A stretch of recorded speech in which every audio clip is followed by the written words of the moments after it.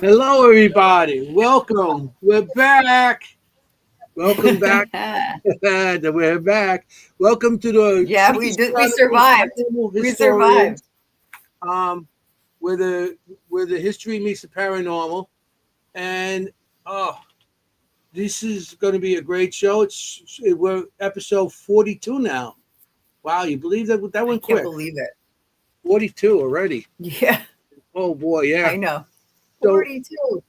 Jenny, how was your weekend? Anthony, what'd you do this weekend? Where were I you? don't know. I went to a little thing called the Gettysburg Battlefield Bash to show the spirit art, and we got plenty of people to come on the show. We're booked past December. We're going right into the new Yeah, year yeah, now. yeah. This is awesome, awesome. We got a lot of great guests coming It on in the is. future. So I just want to show Jenny. Look at the shirt she made. Hey, I love it. Nice. great I'm shirt wearing a here. tie-dye This is shirt. us. Great shirts for the show. Here you go. Here's us at the show. Yeah, yeah. Here we I are. didn't lose. I didn't lose any weight, guys. So it was an awesome show. We had a great time. We got to talk to friends, It hang was out. really great. Oh yeah, I got to hang out 3 nights in a row. The first night, Thursday night, I hung out till like 2 in the morning. It's Monday, Friday, I hung out till like 2 in the morning. Saturday, hung out to 3 in the morning. It's great afterwards because there's so much networking, and it's awesome how people it's like-minded people. I love that show. I really do. So Yeah. yeah. So And everybody loved your spirit art. Everybody loved it. I'm telling you, yeah. people wanted to buy his art. Yeah, I was shocked at that. Everybody wanted to buy my stuff. And Yeah, yeah. they would ask me how much Everybody wanted it to was buy worth. his art. I was like, okay, $500 behind his bed. No, I'm kidding. Yeah, she's trying to take them off the wall and sell them the I'm just originals. kidding. I Yeah, was I'm like, hey, scalping what you it. doing over there? Hey, you know. But yeah, we had a great time. Maybe next year I might sell some prints. We're thinking about it. So we'll see what Yeah. happens. We're also thinking about the t-shirts. People wanted about t-shirts, so we're thinking about doing some merch. But that's a future Yeah. thing. I'm not much of a salesperson, but we have a fantastic guest. And I We consider do. this guy a good friend. I mean, I know him for such a long time. He's a fantastic guy. Um, Personal, just a nice, all around nice guy. You know. So, Jenny, you want to do you want to Yeah. tell us who he Yeah, is? absolutely. I mean, this has been an exciting one for me too. I've been waiting a long time for this one, so I'm really excited that he's here with us tonight. So tonight we have Chris DeCesare, one of my new friends as well. Yeah, he's an author. He's been on the Yes, he's an Sci-Fi Channel. author. He's been He all over the has place. Travel Channel, exactly. Yeah, public speaker. He speaks. Yeah, It's great. So let's bring him in. yeah. We have so Hey, much to Chris. talk about. Hello, hello. Hey, what's Hi, thanks up? for being here. Thank you for How having you me. doing? Yeah, you. I How are mean, you doing? Much better. I don't know if the folks know, but I was diagnosed with cancer on May 20th, in a rare form of eye cancer, and I had surgery on June 2nd, and they put some radiated pellets into the back of my eye on a plaque, and they tried to burn out the lesion.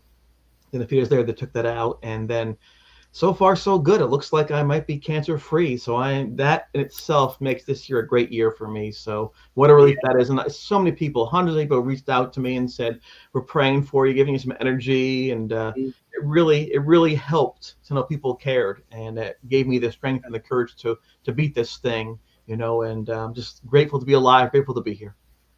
yeah. I For was so sure. happy to everything is went well after Whew. surgery and everything. I know it's a scary thing, but yeah, Yeah. you know, You've been through a lot.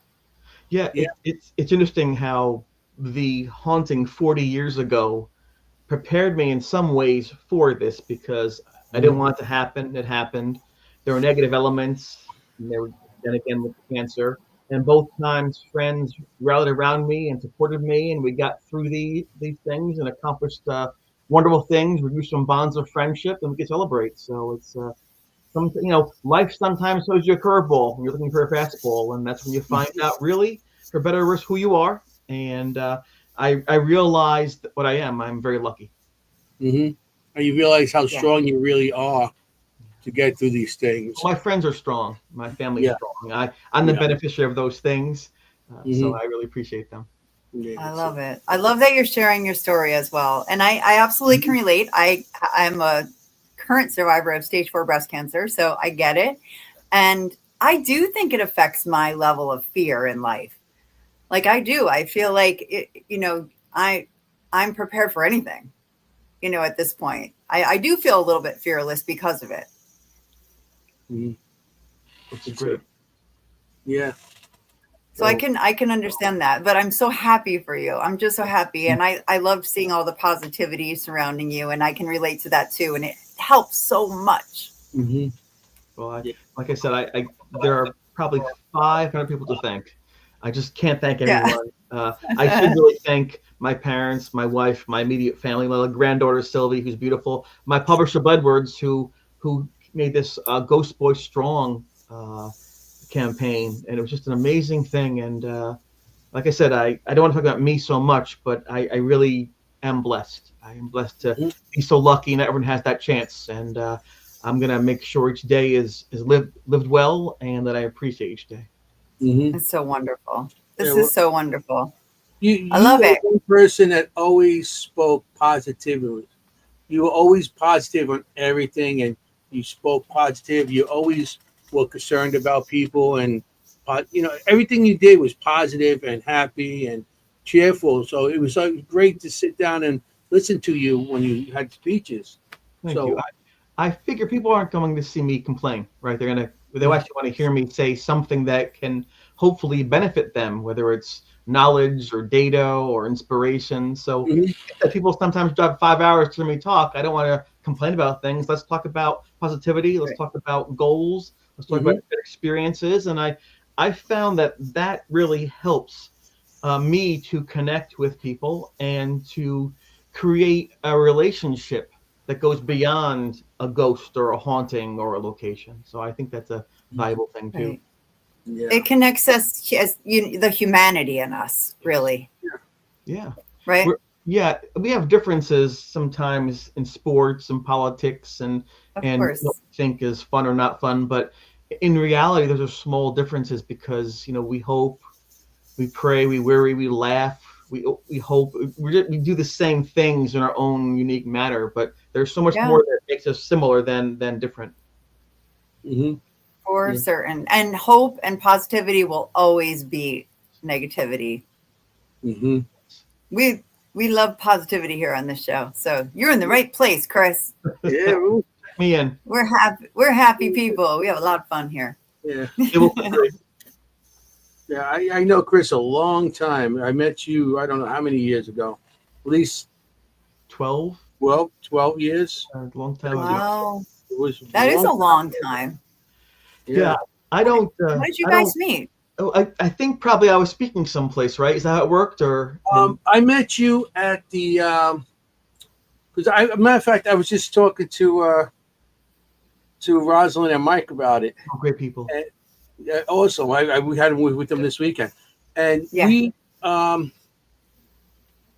think it was Hudson Valley Paracon, the Hudson Valley Paracon. Yes, right across That's the river when I from first where I met you. am. Yep, that's Yeah. right. That was a while back. That's probably 2012 or 13. That's going way back. I remember Wow. John Zappos was there and Brian Keno was there, and it was a fun thing. Sometimes you travel far to meet people. It was nice because that location is about 7 miles from my home, so I don't have to get a hotel room. I don't have to drive or fly. I hopped in the car a few minutes beforehand, rode across the bridge, and there I was. It was a nice thing, And, Yeah. Well, Yeah, you that's rare. introduced me to That's John, rare. to Brian. I just met you and you introduced me to everybody. It was awesome. Well, you're a nice person. I like nice people. It's Yeah. any person can be angry all the time. You're allowed to be, and you can be bothered by everything. But if you Yeah. do that, life goes by pretty fast. You don't accomplish much, and you don't really gain anything. So like I said, I'm also a school teacher. I teach grades 7 through 12, special education. Most of the students on the autistic scale. Some have gone through horrible, childhoods. And one of my goals is to have them believe in themselves and to put the past behind and focus on their future. You learn from the past, but you shouldn't really live in the past. And I found that if I'm just honest with them and say, listen, I can help you learn. You have to want to learn. I can expose you to ideas, but it's up to you to take them in. And so I try to have them invest in their own educational process rather than me just saying, learn this, do this, here's a date. I don't want that. I want them to problem solve. I want them to communicate, because a job will want those things. You want you show up at work, come to school, get along with people, cooperate, and learn your role. And that's how you succeed in life, whether it's going to be in a job, in a relationship, whatever you do, even your hobbies. So I think that kind of carries over. Wow, for sure. So you're like one of the best people I know. So, you are. I'm not saying that to, I love it. To stroke you a little bit, but you're putting the pressure on now, No, but you are. I love it. A lot of the people I know that's in the paranormal, you were always there to help somebody. You were always there, and you never had attitude. You would just take your time and listen to people talk. I mean, how many times I've seen you at different events, at your speaking events, at the table. I sat at the table a couple times. But all those things, and I always found you to always be a nice guy. Thank you. Well, I like that interaction, especially because of the background. The Ghost Boy of Jennie, the Ghost Boy of Erie Hall. Those are scary times for me. And back in the 80s, it wasn't part of the culture. It was taboo, the occult. And so as a teenager, I worried about being judged and being thrown out, outcast, and excommunicated and things like that. And it was took a lot of courage, I think, or stupidity to talk about those things back then. So now that there's a new approach to this whole venue, due largely to the increase in the shows on TV and stuff and on YouTube, it feels nice to be able to sit down and share my experience in a friendly crowd, like the home field, basically. It feels nice because there's nothing wrong with a challenge, and challenge is how you grow. But it's also nice to relax once in a while and just enjoy an evening with the sun going down, or just to relax, And I like the fact that I can sit back 40 years later and discuss these things amongst people who actually care to hear it. So it's nice. Oh my goodness, 40 years. Don't say that. I was reading 1985 and I'm thinking, I graduated from high school in 1986. When you say 40 years, I'm feeling pretty old there, Chris. Yeah, it's pretty weird, right? I graduated at 80. I'm an old guy here. I think of the 80s like, I don't know, 20 years ago, kind of thing. I wish that were the case. Yeah, I know. We don't realize how fast. I hear, oh my gosh. When I saw that, I went, 25 years. How did that happen? I don't know. They say that days go slow and years go fast. I tend to believe that. Oh, yeah. Yeah. Oh, yeah. No, that's true. That's true.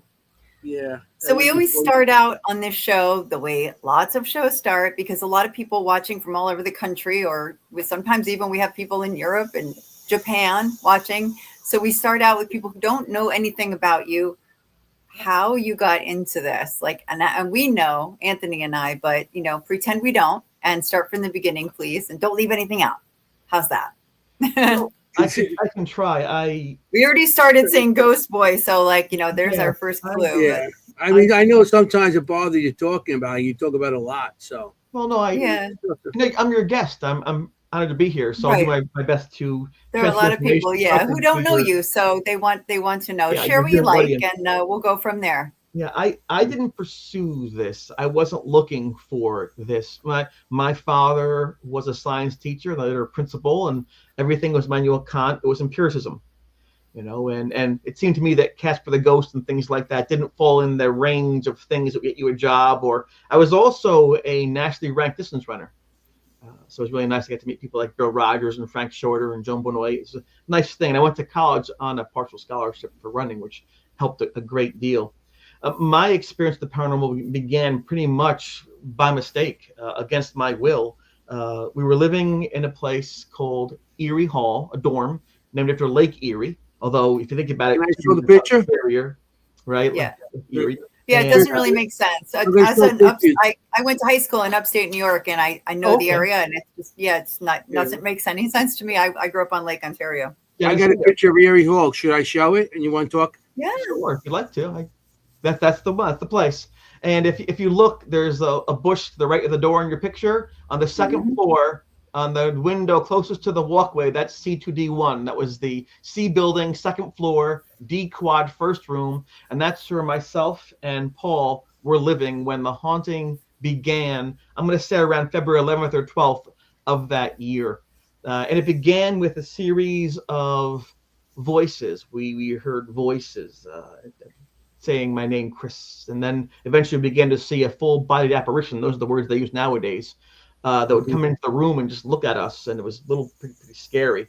Eventually, this thing got more brave and began to like touch and stuff like that, and get close. And I couldn't deal with that, and I didn't know if there were drugs in my food, if there's a gas leak in the room, if it was mass hysteria, Right. if it was SAD, if it was hypnosis, if it was a practical joke. I didn't really consider it to be a haunting at first. I just tried to find ways to, check off, eliminate things at the snot to find out what it was. Unfortunately for me, and fortunately for all of us now, I checked everything off but the paranormal. That's the only thing that was left. And because of that, I found myself in a very strange place, not really being comfortable with it. I didn't use Ouija boards. I think the Magic 8 Ball was about as much as I got into the paranormal, And The Magic 8 Ball. remember those? Ask again later. Yes. Yeah, that'd be Ask great. again later. Stein's Point. But my roommate eventually, a few weeks after, left. He didn't want to be in that room anymore, and he lived not too far from there in a place called Geneva. So he went home, and that was great. And then the next door neighbor, Jeff Unger, Jeff, moved in, and Jeff grew up in Webster, New York, not too far from Rochester. And It's like 5 minutes from me. A notebook. He was the eyes and ears of the campus, and I confided in him what I was seeing, and he began to make this journal, recording everything that's happening, and eventually started asking me a series of questions. And those notes, which are really for me a way to share this with a therapist, a psychiatrist, because I thought I was going crazy, not to be shared. And he was using this for twofold. One, he was curious. Number two, he had a writing assignment due for his English class, so why not do this? And so ironically, those notes, and there are reams of them, pages and pages for months, became the literal backbone or spine for the sci-fi show, the Travel Channel show, Please Talk Me, the film, all those things, and what's going to be coming out in October this fall. So what was meant to be a very private thing has now been the basis of how these things have been shared across the globe. I didn't like this thing in the room. We went to the Catholic Church because in the movies back then, that's what you did. If there was a ghost, you went to a priest and he'd raise his cross and chase the ghost away. And so we had the great fortune of having Father Charles Manning, from the Interfaith Center, a Catholic priest, come in and bless the room, which was fascinating to me.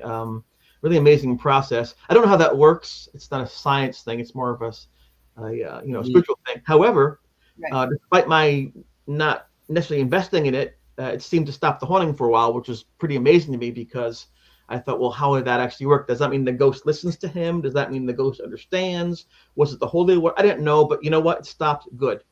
It stopped for about 3 days, and then unfortunately that got up again, ramped up even worse. And then people began getting attacked. I was attacked very badly in the shower, and Beth was knocked down to the ground unconscious, and Linda was held in her bed. So this thing got even angrier and angrier. And then we turned to science, and there was a professor of psychology there, Dr. Lawrence Kassler, who we spoke with, and he advised us to make recordings of this thing's voice. We had a Maxell tape, an old tape recorder, and began to talk with this thing on a nightly basis. Then Jeff wanted to get photographs, and he had his Minolta camera, a 35mm camera, and took photographs of this thing.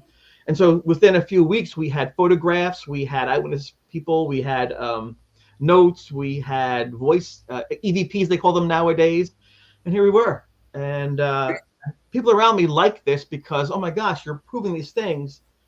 I didn't like it because I just didn't want it to happen. And then because of all these things, people began to point and say, there's the ghost boy, there he is. And that's how things kind of came to fruition to where we are now all these years later. I didn't like it. I didn't want it, but life happens, and there we are. Mhm. I have a picture of you in the room. You want Yeah. me to play that? I think maybe Jeff took this. I don't know. Oh, that was taken by Ed. That's Jeff's arm. We would feel cold drafts in the room, and we would try to feel for these things to see if we can find where the ghost was. Jeff could not see this for the most part. I could always see it, but he wanted to feel the cold spots, and so I was putting his hand where the zones of cold were located. That's pretty cool. That's February 14th, Valentine's Day, 1985. Of course, most of my friends are going out on dates and going to the movies and dancing. We're in the room with the ghost. Yay. Yes. Lovely. That's the fun. That's the good part about it. I was like, Yeah, hey, that's when I realized things have changed. yeah, I know. Oh yeah. Right? Now Right. you try that. I also have. I don't know this piece of. Oh, I spoke at an event for Bruce Tango, a great man. I love him. And the picture on the left, that's with the ghost coming toward me. You can see my arms are out, my arm sleeves being blown back, as well as the chest area of my shirt, and the cardboard is being pushed back too. These huge unnatural breezes, freezing cold, would swirl around the room. And I said, Jeff, take the picture. And that's right before the thing went through me. My father visited about 2 weeks later. And the same thing, he said he could see his breath, even though the heat was on, the windows were closed, and he felt the breezes. So he confirmed that. I didn't tell him what I experienced, but he later confirmed that independently. Yeah, I put that picture up there because I remember you showing me that picture back years ago. Yeah, I'm never smiling. I'm always sad. I'm always sad in the picture. Like, what am I doing? It's like, yeah, I didn't understand. I needed help. Help me understand these things. Many people are fortunate where they have some resources, time, and a drive to go and experiment and to look and to investigate. And they bring their cameras, they bring their K2 meters, they go and they go to a place that's supposed to be haunted and they go and look for answers. I was just clubbed over the head. It's not really what I wanted to have happen, but some people feel it's good because it wasn't like about getting on TV or getting famous or look at me. We tried so many times to get rid of this thing and not have it happen. It lent to the credibility of the events because we weren't trying to pull people's eyes closed. We're actually trying to survive. And let me tell you, some of the experiences we had left most of us, my friends and I, with PTSD. I mean, it was Jeff and myself and Linda and Beth and Judy and Ed and Paul and Brian. I mean, a whole slew of us, Craig, just rough stuff, And one interesting thing about that is when you're a teenager, you label yourself, jock, stoner, geek, nerd, whatever you are. That's what you pretend to be. It's you dress that way, you act that way, it's what you aspire, but you're really yourself. And I discovered that some people who talk tough and act tough aren't. They actually run when things go bad. Some people who are quiet and even keeled actually step forward in a crisis and prove their courage and their commitment to their friends against what you would think to be the case. And I learned a lot about people, including myself, in a crisis, and right. Not that I wanted to, but that was very insightful looking back. So I have a quick question about your roommate starting to document this. Did it give you any sense of control over it when you started to document it, or did it make it worse? I'm sorry to ask. Well, it was cathartic. Sometimes it makes you feel like you're more in control if you're writing it down. You know what I mean? In other words, I knew I didn't have the answers. I had to rely on people around me to get the answers. I was almost like a point and click. You point me and I see things and say what I'm seeing. I was more like a device than control. But at least I knew if I could say what the temperature was in the room, what time the clocks flashed at, what I saw, what the shadows were. I was giving people around me the ability to observe themselves and to help problem solve, look for patterns. When would it show up? Was it related to the weather? Related to the time of day? The seat, whatever that was. Look for answers we could hinge our actions upon. So, and it was also nice to be able to say things and get them out. I could say things at one time. It's out. Say it again. It's written down there. I don't talk about that face again. It's down there. So that helped me in that way. I think Jeff, who always liked shows like In Search Of, and that's incredible. He always really was hoping there'd be something really cool out there. But as he got older, he figured, no, it's just fairy tales. They're not real. But when he saw this happening and experienced this, he thought, oh my gosh, this could really say a lot. Maybe we can find out what it's like to go after death? What things Right. occur? Is there? So he actually was scared too, but he loved the journey of knowledge, and so between the two of us, as the principals, we really clicked well together. A good relationship was formed, like blood brothers. He was my brother for all intents and purposes by that point in time. So at Yeah. least you weren't alone. Exactly. That And could have been. He could have laughed at me, but that didn't happen. No. Back in '85, that was very smart of you guys to start putting it down, because back then in '85, all this paranormal stuff wasn't out there, accepted. Besides that, for you to think about putting it down, where back then a lot of people weren't writing things down. That didn't really happen till later on, like 2000s. You're right. To start documenting these things on paper. That was very smart of Jeff and you to do that. That was mostly Jeff. I complied. In fact, even the Warrens, we met the Warrens back then. Even the Warrens would go back months later and then review and then create the books and things like that. But Jeff knew we were in trouble with people being hurt. It was just it was a fascinating thing. And so we just devoted ourselves to making sure we could, understand, to observe, or to record, even not for ourselves, for others to say, maybe they'll figure out what happened 20, 30 years from now, because we just knew it was above our pay grade, so to speak. Right. Well, you were boys. I mean, you call it Ghost Boy. I mean, you were in essence a boy. Yeah, I look like I was 15 too, so yeah. Yeah, you do. Yeah, you do. Yeah. Look how you're so young there. I mean, that's so young. That's a young age to deal with. Like, we're looking at it as we're older. It's not the same. No. Oh, no. You don't have the experiences of surviving things you do when you get older. Yeah. And stuff like that happens to you guys that you're not used to. Like I said, it wasn't popular back then. You don't know. I'll be on the badge. All right, guys. Yeah. Speaking of positive people, some of the most positive people on earth. So just cameras and pencils and fish tank thermometers. Yeah. Right. Yeah. That's what was back then for paranormal. Except to get a Home Depot. Yeah. Well, even back then, it wasn't as much. The equipment back then to do paranormal investigating was reel to reel and VCR tapes, and it's not like what it is now where you have digital, you could carry in a little briefcase, you're there. Back then the reel to reel was huge, and everything else, the VCR tapes were like like the size of a book. So to do any of that stuff, it was in '86. We're talking about '86. A lot of people now that does the paranormal don't even remember back in '86. They were like, it was like the supernatural back then. It wasn't even like, I don't even think I heard the word paranormal until the 2000s, really. Yeah, it was everything. Shows were always saying supernatural and stuff. Yeah. And, I didn't even know anything about the Warrens until later on. It was the occult, they called it back then. Right, exactly. There's the word. Yeah. Supernatural, the occult. Crazy, Right. You do what? You're crazy. You see what? Yeah. Yeah. So, I mean, it's a big time that changed, from then to now, But, I mean, how do your experience? You did do a couple of shows. You did show on Wi-Fi, and you wrote a book and everything. Sci-fi. So. You mean sci-fi. Sci-fi. That's what I said. Yeah. That's what I said. Yeah, that's what he said. Sci-fi. Of course. I'm a translator. I'm the Anthony translator. Interpreter. I think Chris knows me by now. We share a brain, Anthony and me. That's scary.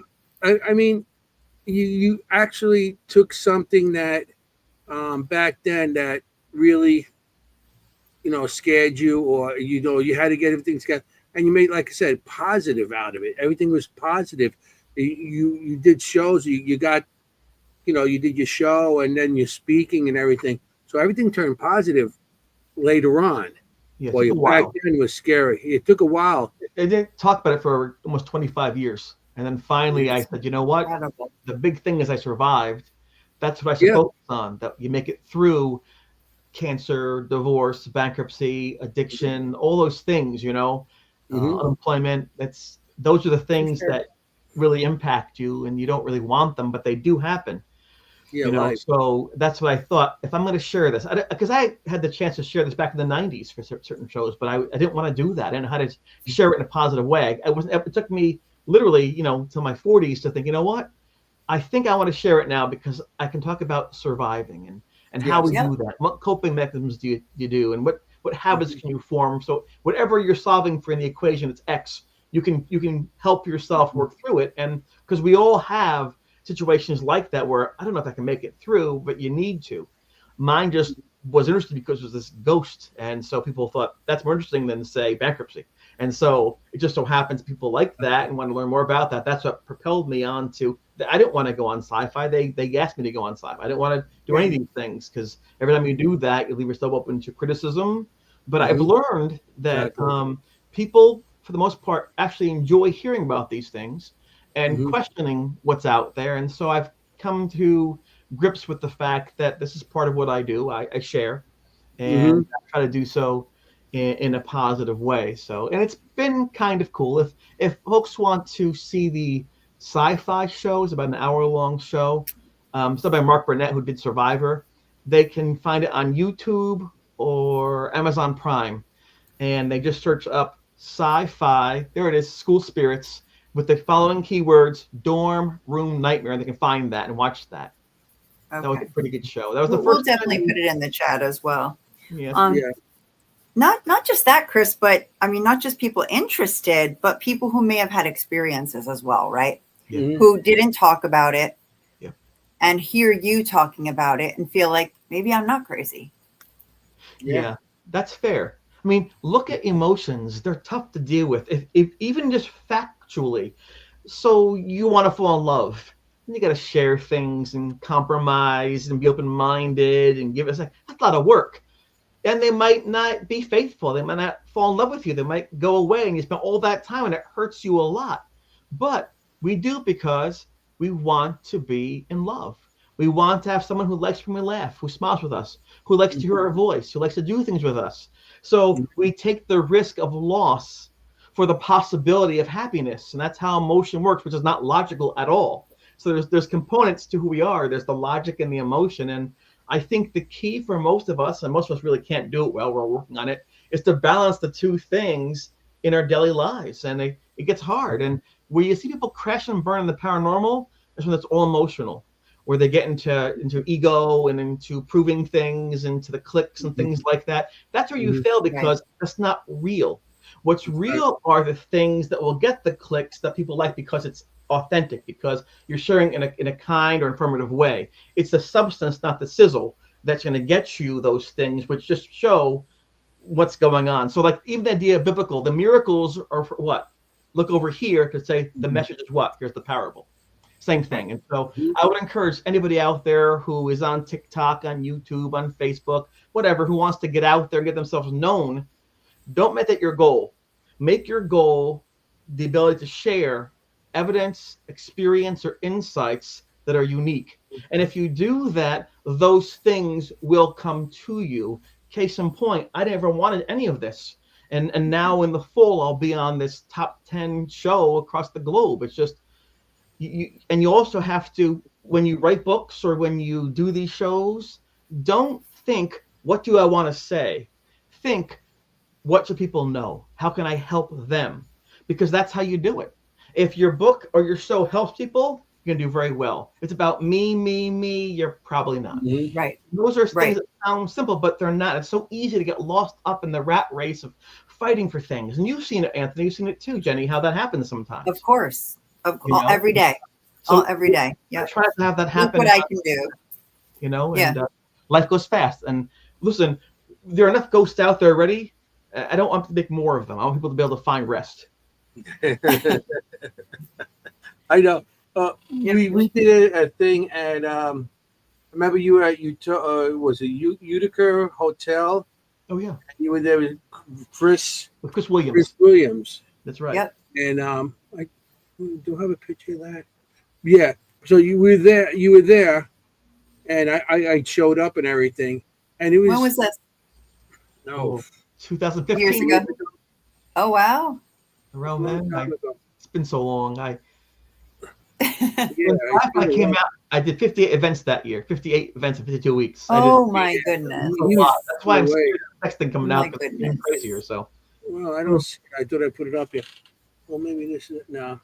Yeah, but it was, you guys were doing the event. We were there. It was actually Halloween. Yeah. Yeah, it was Halloween. We did the hotel. Um, and the group that was with you guys, or the group that was throwing it, threw Chris on the 13th floor because 13th floor was closed in the dark with no equipment, with people going up there the back and forth. So me and I was with Joey McCaffrey. Yes. Right. Joe McCaffrey, yeah. And we walked into that place and we had like 15 different carts of equipment and we had it all over our Cases. room, everything. That's when we used to bring everything Remember that. everywhere back then. Now you know what to bring a little bit here. Right. So we show up on this 13th floor with Chris Williams, and she looks at us and she sees me with a nice camera and all that. She goes, "Can I walk around with you guys?" It's like, yeah. So we did an investigation with the three of us up there, and it was fun. You know, it was good. Then we went down to you, to Chris, and we went down to you, and you were walking around. I said, "Oh, we'll walk around with you." And he's like, "Yes, they always want me to do these ghost things, and this is not what I want to do." You know, I had a bad experience, and they're always asking me to go and do these tours and stuff. So it was like so funny when he said that. I still remember when he was saying that. I was like, oh, it's like something that he, you know, Well, they keep on having you go, and you can't say that no. experience. But you can't say no because what makes money for most of these events are the ghost hunts. Yes. That's what people pay for on these things. And for a while there, you know, I was being paid to show up a hotel room and I was going to table things. So I can't say, no, I'm not going to do it. But I was very uncomfortable, you know. So, but you do it because it's the right thing to do. And having met like George, too, I did a couple things like that. But I don't know. I suppose you could look at it and say, well, I'm not really using my gifts to the fullest ability, but I'm kind of feel like Willie Mays. You know, I had my heyday 30 years ago. I had my Hall of Fame case. Now I'm resting. I sign little baseballs and go home. You know, I'm not looking for any more experiends, but I know that looking, people are not looking to hit any more home runs. Gotcha. No. Yeah, because we walked around with you and we did all the, you know, we did whatever we had to do with the EVPs and everything else because we had the equipment. But that place was crazy. That was a nice place. You know, I remember the day. It was 2015. Yeah. That because I remember I got laid off from work the following week. I remember. You know, but that was good thing was you're having fun the week before. That's right. Yeah. It was. You know, I mean, he's great to walk around with and just to hang out with. You know, but yeah. Got a couple more pictures of stuff here. Oh yeah, let's see. You know, let's get it clean this time. Huh? Yeah. No, nothing. Well, you also wrote a book. Yeah. Let's talk about your book. What I was going to ask. Yeah, I have the book. I've read the book, and I love that there's been a resurgence in your book since everybody drawing attention to your 30-year anniversary. Yeah, exactly. That was fun. I got to go on George Norrie's show, Coast to Coast, with that book. You like the cover? That was done by Mark Atria. That was the first time cool cover. There were books written about the haunting, but that's the first time I wrote about what was going on. And now, 10 years later, in a couple of weeks, a new book comes out. So it's updated for 15 more years. I'm very excited about it. So yeah. Oh, I'll hold it up so for your viewers can see it. Pretty cool, huh? Yes. 400 pages. And watch this, ready? It's. I saw that online that it was coming out. And hardcover and that Kindle thing. It's very cool. Oh, yeah. For those of you who like to listen to it, it'll be. I didn't realize that. My mom's a listener. Out, probably I think around December. Okay. It'll be around December. Good. So it could be a great Christmas gift for people. Or a Hanukkah gift. Yeah, we couldn't put the publisher, the name on the front of the book yet because it hasn't happened yet. This was actually the Ghost Boy Strong edition where I got the cancer. And people who purchased that book, the proceeds went to my family and I to help pay medical expenses, which is a beautiful, beautiful thing. But October 1st is when everything happens. And then I'll say that on the cover, the place it's being shown on, it'll be a nice thing. So you can get the Ghost Boy Strong edition now if you want. Why are you on this? You know? I like the outfit you're wearing. That's Oh, a yeah. toga party. That was the last night before the ghost. The last pictures of us before the ghost came. We were happy. It's the last moment of happiness right there for me. Isn't that amazing?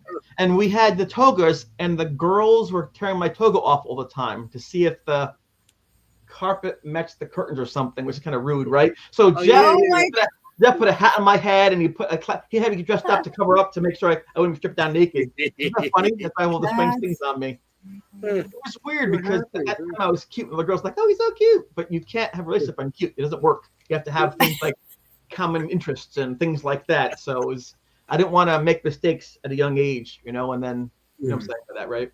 Yeah, come a back. toga party. I love it. It's crazy. I forgot about those, Chris. That's great. They're amazing. I remember boom, boom, boom, the music's playing. Oh like yeah, that. totally. Frank goes to Hollywood and Madonna, and then there's like the kegs and there's the glasses. It's just crazy, and the flashing lights, the strobe lights. Woo, Those were the good times. That was an overdose of senses. I couldn't even hear afterwards. It took me a while to hear again. Yeah. Those are great photos. Was that your photo? You actually own that photo? Jeff is the one who documented everything. So he didn't Jeff. like the parties per se. They're kind of like inappropriate, but he needed great photographs. So he captured a lot of wonderful images that are in the book. Tons of images that just shows you what life was like back then. Landscapes, locations, people. It's just he is just an amazing human being. It's been 40 years and we're still best friends, and that's great. I'm so lucky that he is in my life. And this fall, I hope that he'll tour with me a bit when we go around the country and tour when the big show comes out in the book and things, because I think people would love to see the two of us talk side by side to get two different perspectives of the same event. Sure, for sure. I know one of the best goals. I know if this happens with me, I'd be like, this is the best thing ever happened to me. They got a sandwich named after you. Yeah, that's true. The Ghost Boy Scuffle. Yeah. It's that Cookies Sub Shop and Cookies on Main Street. It's good too. I had it when we went out. Yeah, we ate that. It was great. It was really good. Well, hopefully this October should be something happening there. Should be nice and visit again. They're very kind. They've always been very supportive. I used to go to a Cookies Sub Shop, have a sandwich, just look out the window at Main Street at the snow, the people, just get away from the room, away from the haunting. That's where I'd go and listen to I'll never forget one time I was there and that song was on by Mike and the Mechanics. Yeah. Can you hear me? Can you hear me? Yes. Like Silent Running, I think it's called. Yes. Yes. Some moments that's where I'd go, my escape. And so when things got out there and I was touring around and I went to the studio a couple of times, I always stopped there and talked to the owner and said, thank you for providing me a haven and some incredible food. Yeah. Oh, yeah. I went there. We had the sandwich. It was like, they made these big ass sandwich. It was great. Again, which we were at the Rochester Paracon. We were doing that that year. Yeah, and they gave you like, if you went there, they gave you like $2 off in the sandwich, and we bought a couple, and we bought extra to bring back to the room. We ate there, and we bought extra back to the room so we would have more later on. It was like, I love it. We ate the sandwiches and everything like that. It's a nice thing. That was fun. That was really good. That's fun. I went to high school in Fairport, outside of Rochester, so you know where that is. Yeah. I know there's Chi-Li and Mendon and Pittsford. Oh, and Webster. My sister lives in Webster. Where life is worth living. Yes, where life is worth living. Exactly. I used to go to the Marketplace Mall. I bought my first cassette there, Billy Idol, Rebel Yell. Yeah, I had a Billy Idol poster on my wall in college. Pretty cool. With the lip up, like Oh yeah. You want to hear something funny about Billy Idol? One of the guys we used to hang out with. He's like, you wouldn't believe what happened the other night. I'm seeing this girl.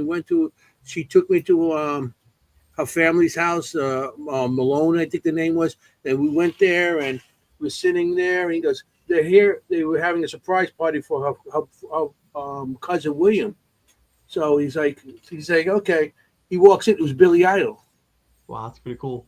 And he's Billy Idol. That's who it was. I think his real name is Malone, William Malone, or something like that. Oh, really? And it was like, and he was like, you wouldn't believe. So I thought that was cool. That's so cool. Billy Idol gets it. That's a movie reference. He lived on Long Island, but he's like 5, 6, 7 years old for a few years. Billy Idol. Oh, William Broad. William Broad, his name was. William Okay. Boyd. Billy Broad. Yep. B-R-O-D. Okay. I know the girlfriend was Malone or something like that. Yeah. So I good. thought it was- Yep. So but good. I thought that was very cool. That is cool. Yeah. Talk about Long Island. Yep. Here is Oh, classic picture of Chris. Strangest friends. And that's the picture. See that man? That thing I still got it on. I got it up here on the my mantle. Oh my goodness. Please. What is that? It's Chris. For many years, nobody knew he had a mouth Yeah. because every one of his pictures was like this, Yo. like from here up. He take his picture, even if he's doing the thing, speaking at an event or something. He'll take a picture from here up and the whole audience. And Do you know why? I'll tell you why. Because Why? I don't want it about me. I want it about them. So I'm there, but I'm down here. There, I'm showing them. So that was. Yes. That's why I do that. It's not supposed to be it's about them, and I want them to. We have a moment, but the picture, it's about them. I happen to be there at the bottom of the picture. That's why I do that. So. Right. I mean, That's here's another one from Long Island. I think you were speaking. oh, this is going to be like a trip down memory lane, Chris. I hope you're prepared. Anthony, I love it. Look at Yeah, that. well, like I said, I know him for a long time. I know. I think it's great. I'm so excited to see this. I'm the one that was These haunting him. He pictures. doesn't know it yet. I was the one all haunting these him back in- all these in college. pictures that we're gonna come out. It's like this is your life, Chris. I was the one coming through your window at night. You know, No, you look different this time. That was Yeah, somebody else for sure. Oh my I was a little God. clear. Yeah. Yeah, I used to run through CI. I used to run through there. I used to run from Deer Park, Long Island, my grandparents' house, out to Bohemia. Oh. I was about, I think, 7-8 miles. I used to run 20 miles a day, so I used to run up and back to my aunt's house. And I lived for a while in Farmingdale across from the college. And my wife grew up in Massapequa Park, Long Island, and my mom grew up in near Bay Shore. So I don't live there myself now, but I'm very familiar with Long Island, and I love it. That's Yeah. a small world. I used to run the Beetle and Booksellers, the Sunrise Mall in Massapequa. Back in the Sunrise 80s. Mall. Oh, that's Sunrise Oh Mall. my goodness. Wow. Yeah. I mean, well, that's not too close to me. It's a little further, like an hour or so out. But yeah, I know the area because I used to hang out there, and I used to go to some of the college parties in Farmingdale. Yep, they were loud and they were wild. Yeah. I remember waking up on a beach somewhere, parked on a beach with my car, and I'm Yes. like, "How did I get here?" We've all been there. And I'm What like, happened? and I was afraid I was going to get stuck in the sand. Right. And as I got Oh my off the beach and I'm driving away, I see a bunch of cop cars going down to the beach. Somebody must have reported it, but they didn't see me leave. So Good. I got out there before that. That was crazy Oh time. my goodness. You Oh know? my goodness. Yeah, that was awesome. Yeah. I love Chris, I love that you think of these fond memories too of college. Like, you know, with everything that happened to you, I love that you still remember the music and you remember this, you know, like we're talking about food and music and good friends and, you know, like that's really focusing on the good part because it was not easy for you. No, it was difficult, but like I said, I've learned to understand and recognize the negative, but to appreciate and try to dwell on the positive. I remember my then girlfriend, my now wife, blindfolded me and she showed me down through Long Island and she said, "Let me know if you feel anything different." And I got to a spot, I feel sick all of a sudden. She goes, "Really?"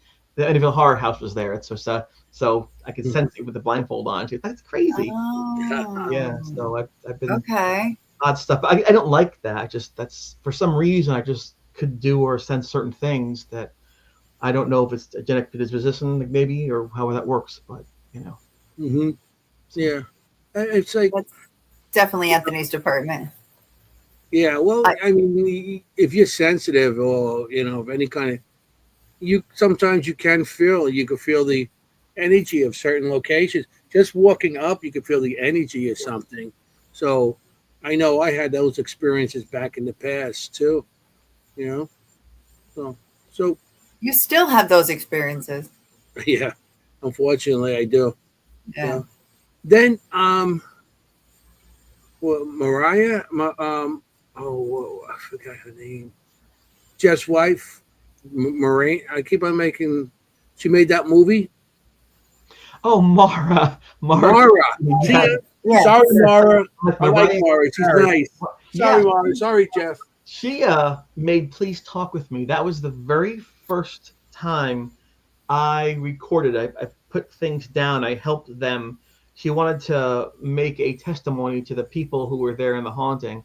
And because of that independent film, which, by the way, won awards for Best Director and Best Feature Film, things like that, that's how Sci-Fi discovered us, because I was speaking at Penn State on the tour of that movie.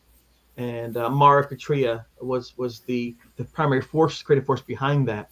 Yeah. And that's the first time I trusted someone to share. And then that worked out very well. I remember she said to me, because we filmed it for about 2 years, she said, "Well, it's all filmed now. How do you feel?" And I said, "Relieved, because it's out there Yeah. now. If something happened to me, it's not gone forever, so that other people can then look at that and see, wow, that's pretty cool." And then this new show that comes out in the fall, they actually watched that film to see how she did it, because it was better than Sci-Fi, better than Travel Channel, because she really invested Yes. herself in the development of the characters and the, on a shoestring budget, 1/90th the budget of those shows. But it's amazing how she did that. And she Yeah. actually got Jeff and I back together again as friends, because we got married and we stood apart and have children and things. And she's the one that we were close friends for about 15 years. Then life happened, and she got us back 10 years later to kind of that friendship again. And then eventually they got married. So my best friend from college and my director got married. It was a wonderful thing. That's really cool. And Yeah, then we went to. yeah. That's on the left, and the blue is Linda. That's Linda Fox. She was one of the people in the haunting. She was held down in her bed by this ghost. And on the right, in the white, is Dawn Sobolewski, the actress who played Linda in Please Talk With Me. Mm. So we had the 30th anniversary at Geneseo. That's where the Warren spoke years earlier. And we brought some of the survivors there for the first time to have a panel that night. That was very, very cool. Yeah, I was there. Yes, that's right. We went into the dorm, remember?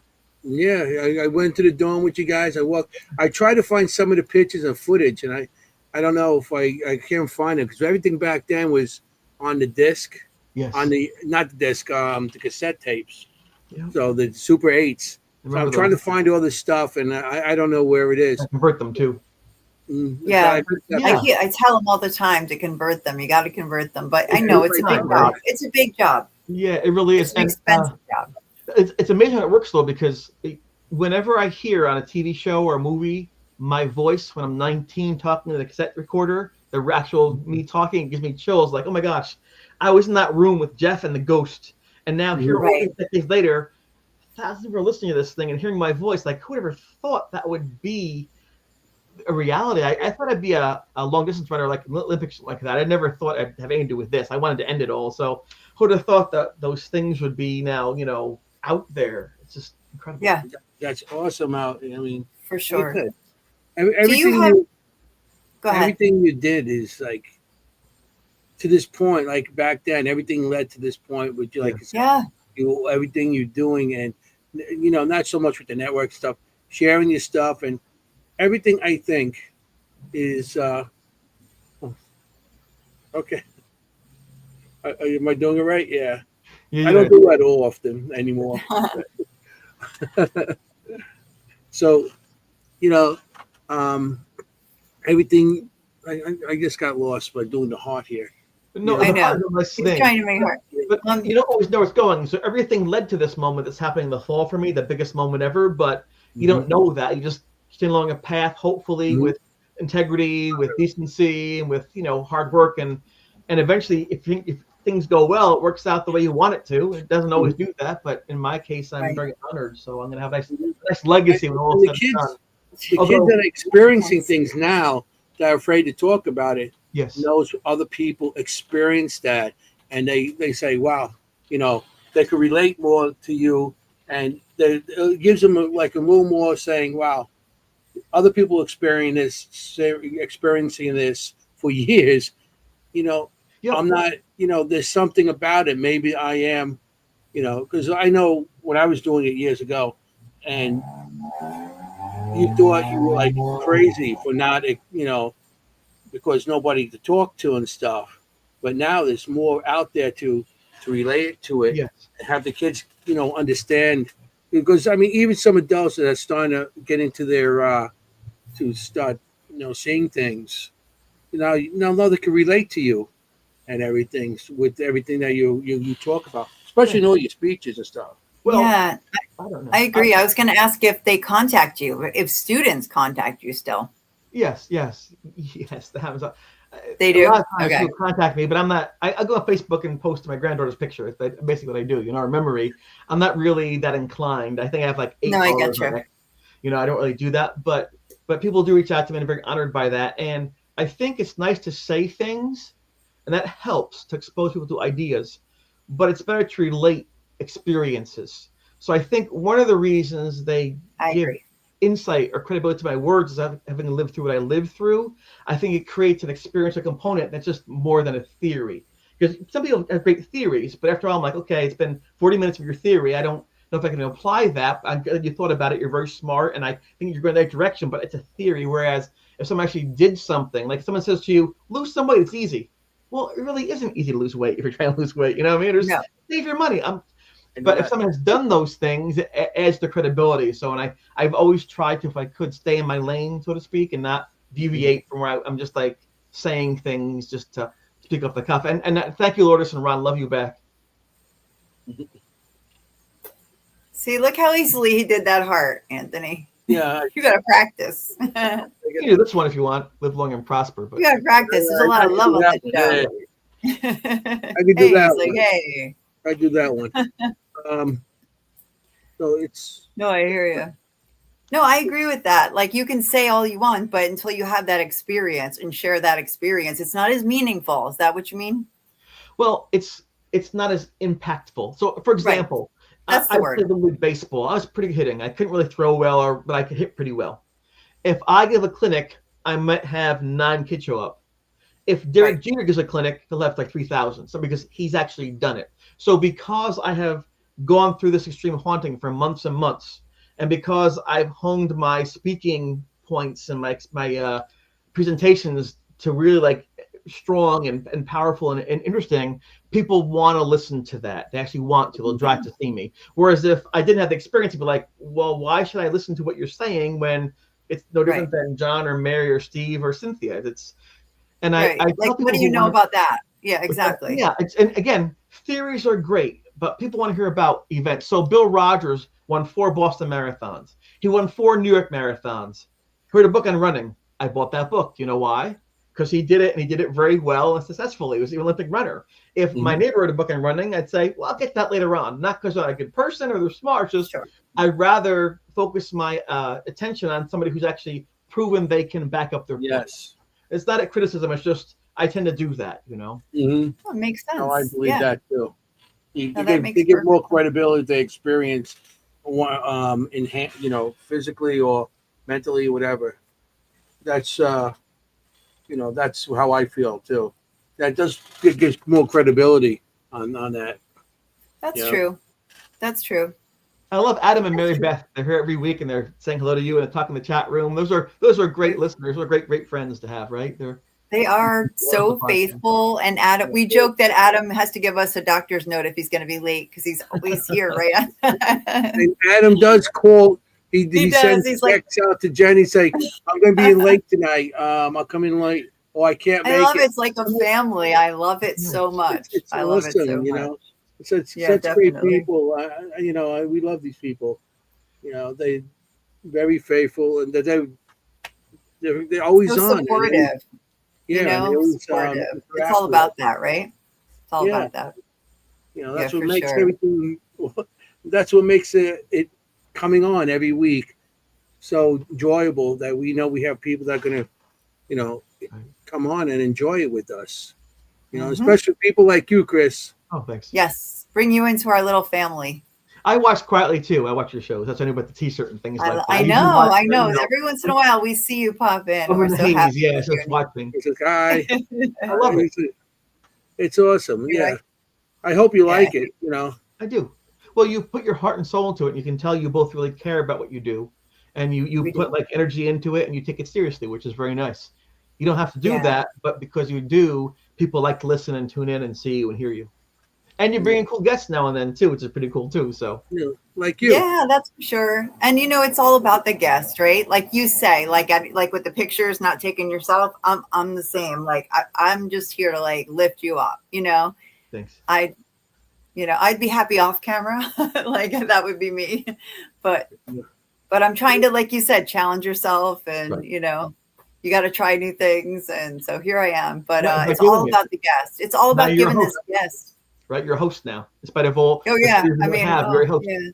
yeah.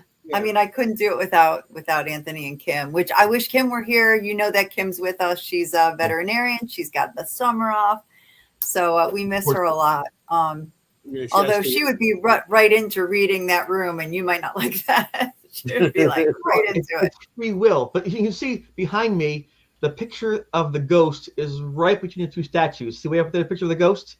That's the ghost picture of the skeleton. That's where I put it way up there. By Ed Warren's statues from Spain. Ed Warren's from his library. Meanwhile, on my wall is all like comic book stuff, like Adam Warlock and things like stuff I truly like, and my stuff. So I kind of put a little corner up there. I don't want to focus too much on it. Be like, and the ghost. Like And all the also stuff that, I like, and the ghost. And that's so unusual, really. And the ghost. And the I love how you talk about like the multidisciplinary thing, like, talking to psychologists, talking to scientists, talking to, and that's unusual for such a long time ago to really go through that progression, right? And not just go into complete panic and, Well, that's my father. My father. Yes. I was 11 years old, and I was a straight A student. I would be the first to school. I'd run to school every day, get there first in the chair, sit there. I would never talk. I just listened. I read encyclopedias, and I had a telescope, look at the stars, and I had graph paper and see where Mars and Venus were each night. I was a very quiet kid, and my dad got alarmed by that, saying, he doesn't do anything. So I was 11 years old. He came home and said to me, new rule: you don't run, you don't eat. I'm like, what? You got to go outside and run. I'm like, I don't want to run. You got to stay in shape and stay healthy, And he's the one that challenged me to begin to develop my running skills. And one time I lied to him. I didn't want to run. It was too hot, too cold, too this. And one day I said to him, my left leg hurt. I had the wrong knee. I'm like, are you lying to me? I'm like, So he got a branch, like a switch kind of thing. He chased me for 3 miles. I'm like, I'm calling the cops. I'm telling Mom, you're a terrible run. You're bad. So he chased me for 3 miles. I was 11 years old. We got to finish. Look at your watch. I ran 18 minutes and 11 seconds for a 6th grader. That's a high school time. He goes, you see? I'm like, oh my God, you have talent. I got to chase you. But I'm trying to let you know you have talent. And so sure enough, I became a great runner because my father chased me and said, listen, you can do things you don't even know you're doing. You sit at home and do nothing. So he's the one. And so I remember I was trying to get a scholarship to college at the Marathon Invitational across Poughkeepsie, New York. I was supposed to win that race. And I got a side cramp, a stitch. Very painful. I got like 35th place. I sat in the locker room on the bench, like depressed. I was by myself in the locker room. The bus was ready to leave, and my coach came in and he said, don't worry about it. I said, let everybody down, let myself down. But I did. After that, every day I brought with me an orange, an apple, a banana, a peach to get cramps on purpose, to induce cramps when I ran, to learn how to run through them. I learned how to run through them. It would happen again. So I problem solved as he did that. When you ran marathons, I remember my first marathon, I was 14 years old. I was 97 pounds. I ran the Montreal Marathon, 26 miles. Wow. I just love running, But again, you have to pace yourself and take in water. You have to plan. So being a runner who was a successful runner took planning and observation. When you're racing somebody, how are they breathing? Are they sweating yet? How is their stride? So it's about observing the world around you. So when the ghost thing happened, I was really trained from my father and from running professionally and competitively to preserve my surroundings, which is why I was able to look at the times, remember the words people were saying, and hold on to that in my head, because in a race, one thing in your head you see can make or break first or fifth, and so it was sure. And that's why. So thankfully, again, I thank Jeff, I thank Mara, I thank Bill Edwards, I thank my parent. It is because of people who loved me in spite of all my failings that I am who I am today, and hopefully it's a good person that can inspire folks. But it's them who put me here. Without them, there's no me. Without you, I'm not here, and people can't hear me. So thank you. I mean, you learn by your failures. Yeah. You always learn. Whatever you fail at, you learn not to do it again or how to correct it and do it the correct way. Yeah, that's So right. anything you fail, any kind of failure is a failure at the moment, but it could be a learning experience for your future. So you fail, but you're not really failing. It's teaching you a lesson. Yes, you're surviving. Yes, Yeah. yes. You know, Yes. I agree. I agree. I You can't mean, always thrive, but we thank can survive. goodness. Yes. Yeah. Thank goodness I'm not perfect, or I would know nothing. You Well, know, you wouldn't know like, if you were. yeah. Just everything's so easy for you. So Like, far from it. Yeah, exactly. But your dad, what a great influence. I love that. He tricked you a little bit. Do you do that he too as a scared me a little parent? bit. That's what Okay. he ran in track and cross country in high school and college. So he was a fast runner. So he assumed, he figured that if he could do it, probably I could too. And he was right. It panned out, Right. you know. And Right. yeah, like I said, yeah. it was, and within a few years, I was running in the AAU national meet and things like that. So in doing, I think by the time I got to college, I did 9 marathons already. So it was Wow. kind of cool, right? Yeah, Yeah, for sure. Do you still run? I run to the bathroom, the mailbox, the important thing. Oh no, don't say that. Well, no. Well, what eventually what I bet you happens is do. your body will age and you'll put on some weight. And so eventually, when you do a lot of miles, you will get some injuries and things like that. I've had some injuries. So Yeah. if eventually Yep. running No, I hear fast, you. but I still walk every day.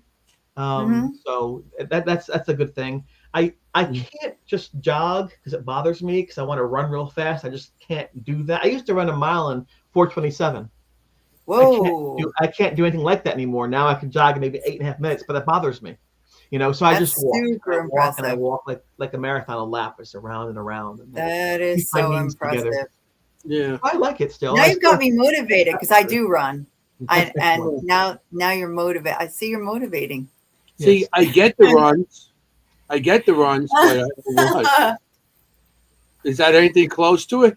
It must be. Oh my God. Yeah, I think so. Because the This runs is in there. great comment. I can waddle. I ran the Phelps 15K 9-mile race in Phelps, New York by Clifton Springs called the Sauerkraut Festival. I think I got 3rd place that year. That was fun out by Finger Lakes. And I ran the Wineglass Yes, Marathon, yes. which goes from, I think, Bath to Corning, New York, like Yep. 3 times. That was fun.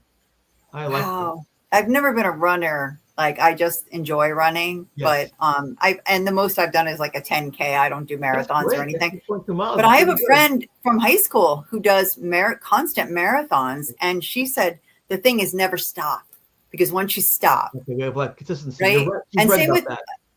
I have a father who's 84. He walks 18 holes a day, plays tennis, everything else, and he says to me, "Don't stop moving because once you stop moving, it's over." Right, everything slows down. You're not using those muscles Right. anymore. They don't function. Right. Right. So Yeah. see, my dad influenced me too. Don't Awesome. stop moving. Yeah. I love it. But But walking's good too. I love walking. Yeah, well, you know, it depends. If you run distances, you should run in the beaches, on trying to pass in the forest, things like that, and grass around high schools. You should be just running on pavement and pounding. In fact, if you run on softer ground, it makes it stronger. When you do go on pavement for the races, you're much faster. You know what I'm saying? Because you're pushing off with greater force and authority. It's a more even terrain. You have to worry about going around potholes and rocks and things. So I would train in soft terrain and race on the hard terrain, and that would be a big benefit. That's good advice. So maybe run on the beach a bit. Yes, and on the track, don't go the same way every time because you'll start to favor one leg. Oh yeah. With knee problems. So alternate every other day, and then all those. I used to coach cross country too back in the day at high school. I can so, tell. So same Exactly. thing there. Go easy, hard in your days. Enjoy yourself. Take your water. Any sport, swimming, biking, running, volleyball, they're all great for you.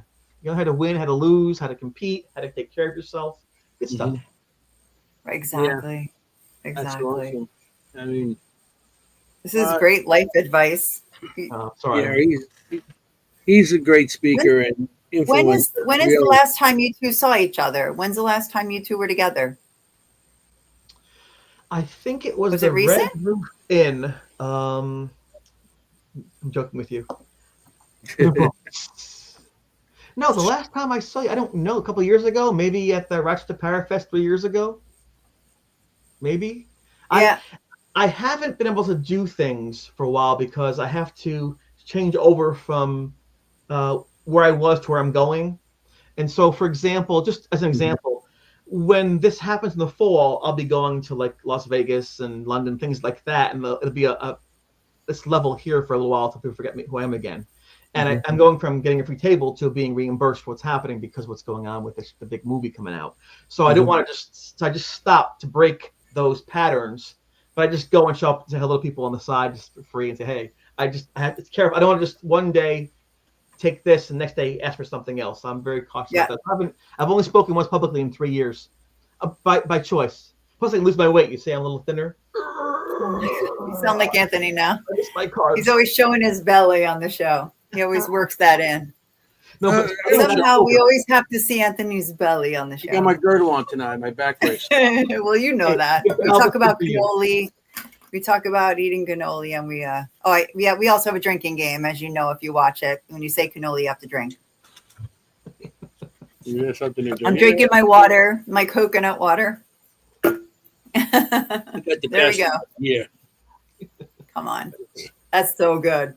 Yeah, he and I share that love for sure. More water. So I mean, it sounds like you pace yourself, like with everything coming out. You got the book coming out, you got the movie coming out. Each time it's got to be like a peak and valley. Is that correct? Or well, I leave it to others to direct me. It's always been the case. I'm not really a self-starter. So for example, 4.5 years ago, Raw Productions in London, who did Race for the White House and Gold Rush, Vatican Girl, Don't Blank with Cats, things like that, they reached out to me and said, hey, we want to do a miniseries about your experience for a large streaming service. What do you think? I'm like, okay. That kind of thing, you know. When I was talking at Penn State University, NBC was there and they said, hey, I'm Bill Bennett, I work for NBC, want to put you on TV. Okay, then it's like, I don't pursue things. I sit back and people say hello, invite me, and then off I go. And that's, I don't want to be a pain. I don't want to bother people. And I figure if they invite me, then they want to see me there. And then I go and I make the most of it. And Anthony knows when I talk, I give 100%. I invest myself with the audience. I look eye to eye contact. I answer the questions. I'll stay for 3 hours because I'm going to see them again. And they're kind of, I was laying on the bathroom floor all bloody in March of '85, thinking I was dead. To be able to not be dead and to be alive and to share my experience, then to have beaten cancer just a month ago, let me tell you, I really appreciate, like I was telling you before, just all the contact, all the opportunities, and true. So I don't really, and the pacing is forced. So it took 4.5 years to create this miniseries. They paced me. They told me we're going to film here and here and here. We need you to interview there. Your voiceovers are over here. Oh, the voiceover work was fun to connect the scenes. I got to work with Pete Levin. That's Tony Levin's brother, the Levin brothers, Peter Gabriel. Got to work in the studio with him at Sound Art Studios. It was amazing. I got to meet people, sound engineers who worked on Iron Man, the movie. I've got to interact and have dinner with Mark Lewis, who has won BAFTA awards and Emmy nominations for Vatican Girl and Don't Blank with Cats, all these shows he does. And now James Wan is my executive producer who did Conjuring and Aquaman and Saw. And so I met the camera person, Emily, who did the Harry and Meghan bio thing and knew them very well. It's just been incredible to meet these people, you know, and I think it's wonderful. So the experience of making it itself was pretty cool, with the exception of me. I don't always, probably for the same way sometimes, I don't always like how I look or what I say, how my voice is. It's just natural what I'm wearing. So I'm like seeing myself on the camera, but they took care of that, they said, so except for me, it's going to be a great show. But I'm really, I'll talk a little bit about it. So instead of beating around the bush, October is when this comes out, and I can't say the word, but it's on the world's largest streaming service. If that makes any sense, it's the positive N word, and so to be on there, to be a mini series, 3 or 4 part segments. It's a documentary. And so you're going to see all the people, a bunch of us, over half dozen of us, talking about our experiences with all the newspaper clippings and the photographs and the cassette tapes and the interviews and all the things back in the day. And so you're going to see a whole bunch of us there. And then they hired these very talented actors to portray us on the flashback scenes. And the person who plays me, his name is Wyatt Dorian. He stars on Gen V, which is the boy spinoff. Great person. So I got to meet people now who are, you know, starting their careers in the motion picture business, which is absolutely incredible, you know. And just I think sometimes about just like being that kid with my arms out in that room on Valentine's Day, saying this is dumb, and where those moments, that experience took me. But it wasn't me ever doing it. I didn't name myself. I didn't take the pictures. I didn't write the notes. I didn't do the TV shows. I didn't make the film. You know what I'm saying? It's people continuously Yeah. say, hey, come here, talk to me. I want to know more. So again, people ask me, well, how do you get on TV? I don't really know. How do you write a book? I just wrote in my head. I didn't walk the normal path. I've been very fortunate people have invested in me before the work was done. Normally you have to prove yourself to get in the door, right? For whatever Right. reason, with this ghost experience, the story tells itself. It wants to be told. I tried to tamp it down. It won't go down. I was in the Steamtown Mall in Pennsylvania over by Scranton. And I was going, I don't know, I was going to buy a plant or something like that for a gift. And the guy comes up to me, he goes, oh my God, you're the ghost boy, right? You're the ghost boy. I'm like, yeah. He goes, big hug. I'm like, somebody call the police, you know? And he goes, when I was a kid, you were my hero. I read about you in the paper. You had a ghost in your room. And I liked Luke Skywalker and Spock and you. And I'd wrestle. At the end, I'd go, I am the ghost boy. And my headlock move. I'm like, was it cool? Because I wanted to be you. And I'm like, oh my gosh. You're like, I didn't want to be me, but you wanted to be me. I thought I was That's crazy. That is crazy. No one understand me, that I was being punished. And there was some kid hundreds of miles away rooting for me, praying for me, hoping for me. And yeah, you're a hero to him. You feel alone, but you are never truly alone, only if you want to be. There's always somebody who might speak like you, sound like you, not like you. They'll put their hand out for you. Take the hand. Take it. It's a human touch. Because someday it might be your hand reaching out to somebody else. And that lesson learned. I've learned so much from my experiences, so much from all the things that have happened, you know. And like I said, I use the word blessed a lot. I'm happy to be here, just alive right now. And you can be darn sure when this thing comes out, miniseries in the fall, when it comes out, I'm going to celebrate this. I'm going to travel around and meet people and shake hands. I'm going to live my life to the fullest, you know. Yes. I love it. I really am. Yeah. You know, after you're a little scared there, now you like opened up, like, Big scare. let me live. Yeah. Yeah. And like you said, I think it helps to have people know they're not alone. And I don't do much investigating at all. The only time I investigate is if someone refers to me a college student, someone who's 18, 19, 20 in college, goes the same thing to school, work in the pressures, maybe sports. And so those are the cases once every year or two I'll take and work with, because that's where I know my stuff. I don't know much about a visual haunting in Pittsburgh. I don't know much about, you know, graveyards per se, but I do know I can help with the people in those moments. And that's why I try to focus my energies on. And this way I'm not worn out too. Because sometimes my experience is that if you involve yourself with a spirit, it's a relationship. It takes time. You have to learn. And we would call this thing T. We want to say its name, because if we say its name, it might show up. But we all thought it was named Tommy because of Tommy knockers. Tommy, can you hear me, Tommy? But so all of us called it the same name for different reasons. Jeff thought, oh, this is crazy. How do all these people call it the same name, but for totally different reasons? I didn't even know it. So just there's amazing coincidences. And then, Anthony, that event you were at Geneseo, that was the first time I spoke with Craig and Linda and Father Charlie about those events in 30 years. And we were filling in the gaps. That's why you said that. That's why that happened, because we just fled. We just got out and left, you know, and most of us didn't want to think about it. Linda, for example, forgot all about it.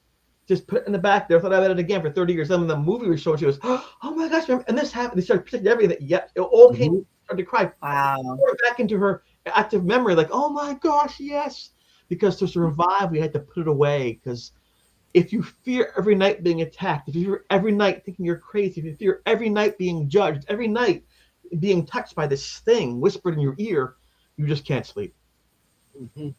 Yeah. I mean, I remember you saying during your speech that day, like you would have to, sometimes you would have to sleep somewhere else because it's so intense. Yes. If Paul or Jeff weren't in the room, I would not sleep in the room because it'd be fully focused on me. I would sleep on a couch for an hour or two with the vending machines, because then they kick on, boom, to cool, and I wake up and see what's going on. I sleep on the floor in the girls' room. I sleep upstairs down in the student lounge. I'd sleep in. I'd always move, so couldn't find me right away, because it was. I remember one time reading about Gaddafi from Libya would sleep in different locations, not to be killed. I understood, because if you think you're going to be hurt or targeted, you keep on the move, because why make it easy? And then when I was attacked and my back was bleeding really badly and I had all the bandages on my back, they said, go to the hospital. Shower. I refused to go to the hospital because they would sedate me. And then the thing would find me. I didn't want to be constrained by that. It would probably self-harming. So even though it's smart to go to the hospital, that's a smart thing to do. They thought I was being like irrational. I knew I was being rational because it would find me there. So instead, for 47 minutes, it was peroxide, cotton swab on the wound, burn, Band-Aid. Peroxide, cotton swab for 47 minutes. And I sat in my room with no shirt because the shirt would tear the bandages off, I found out. So I'd sit there and like freeze with my back all covered with bandages in the room waiting for the thing to talk to me again. It was and I was angry sometimes that people would go outside and throw frisbees and had blankets and getting suntans and going on dates. I'd be in the room with this thing with the windows all fogged up and this mist and stuff. Like, this is not cool at all. I just wanted a different life. I remember the song they play, Let's Hear It for the Boy. That song, they play. Oh yeah, Footloose. That was and Footloose. We Are the World. We Are the World. Those two. Oh yeah. But I'd be inside and whew. And like, why me? Yeah. I don't want to bring it with me because I was afraid because I went to the library, I'd see it there, knock the books off the shelf.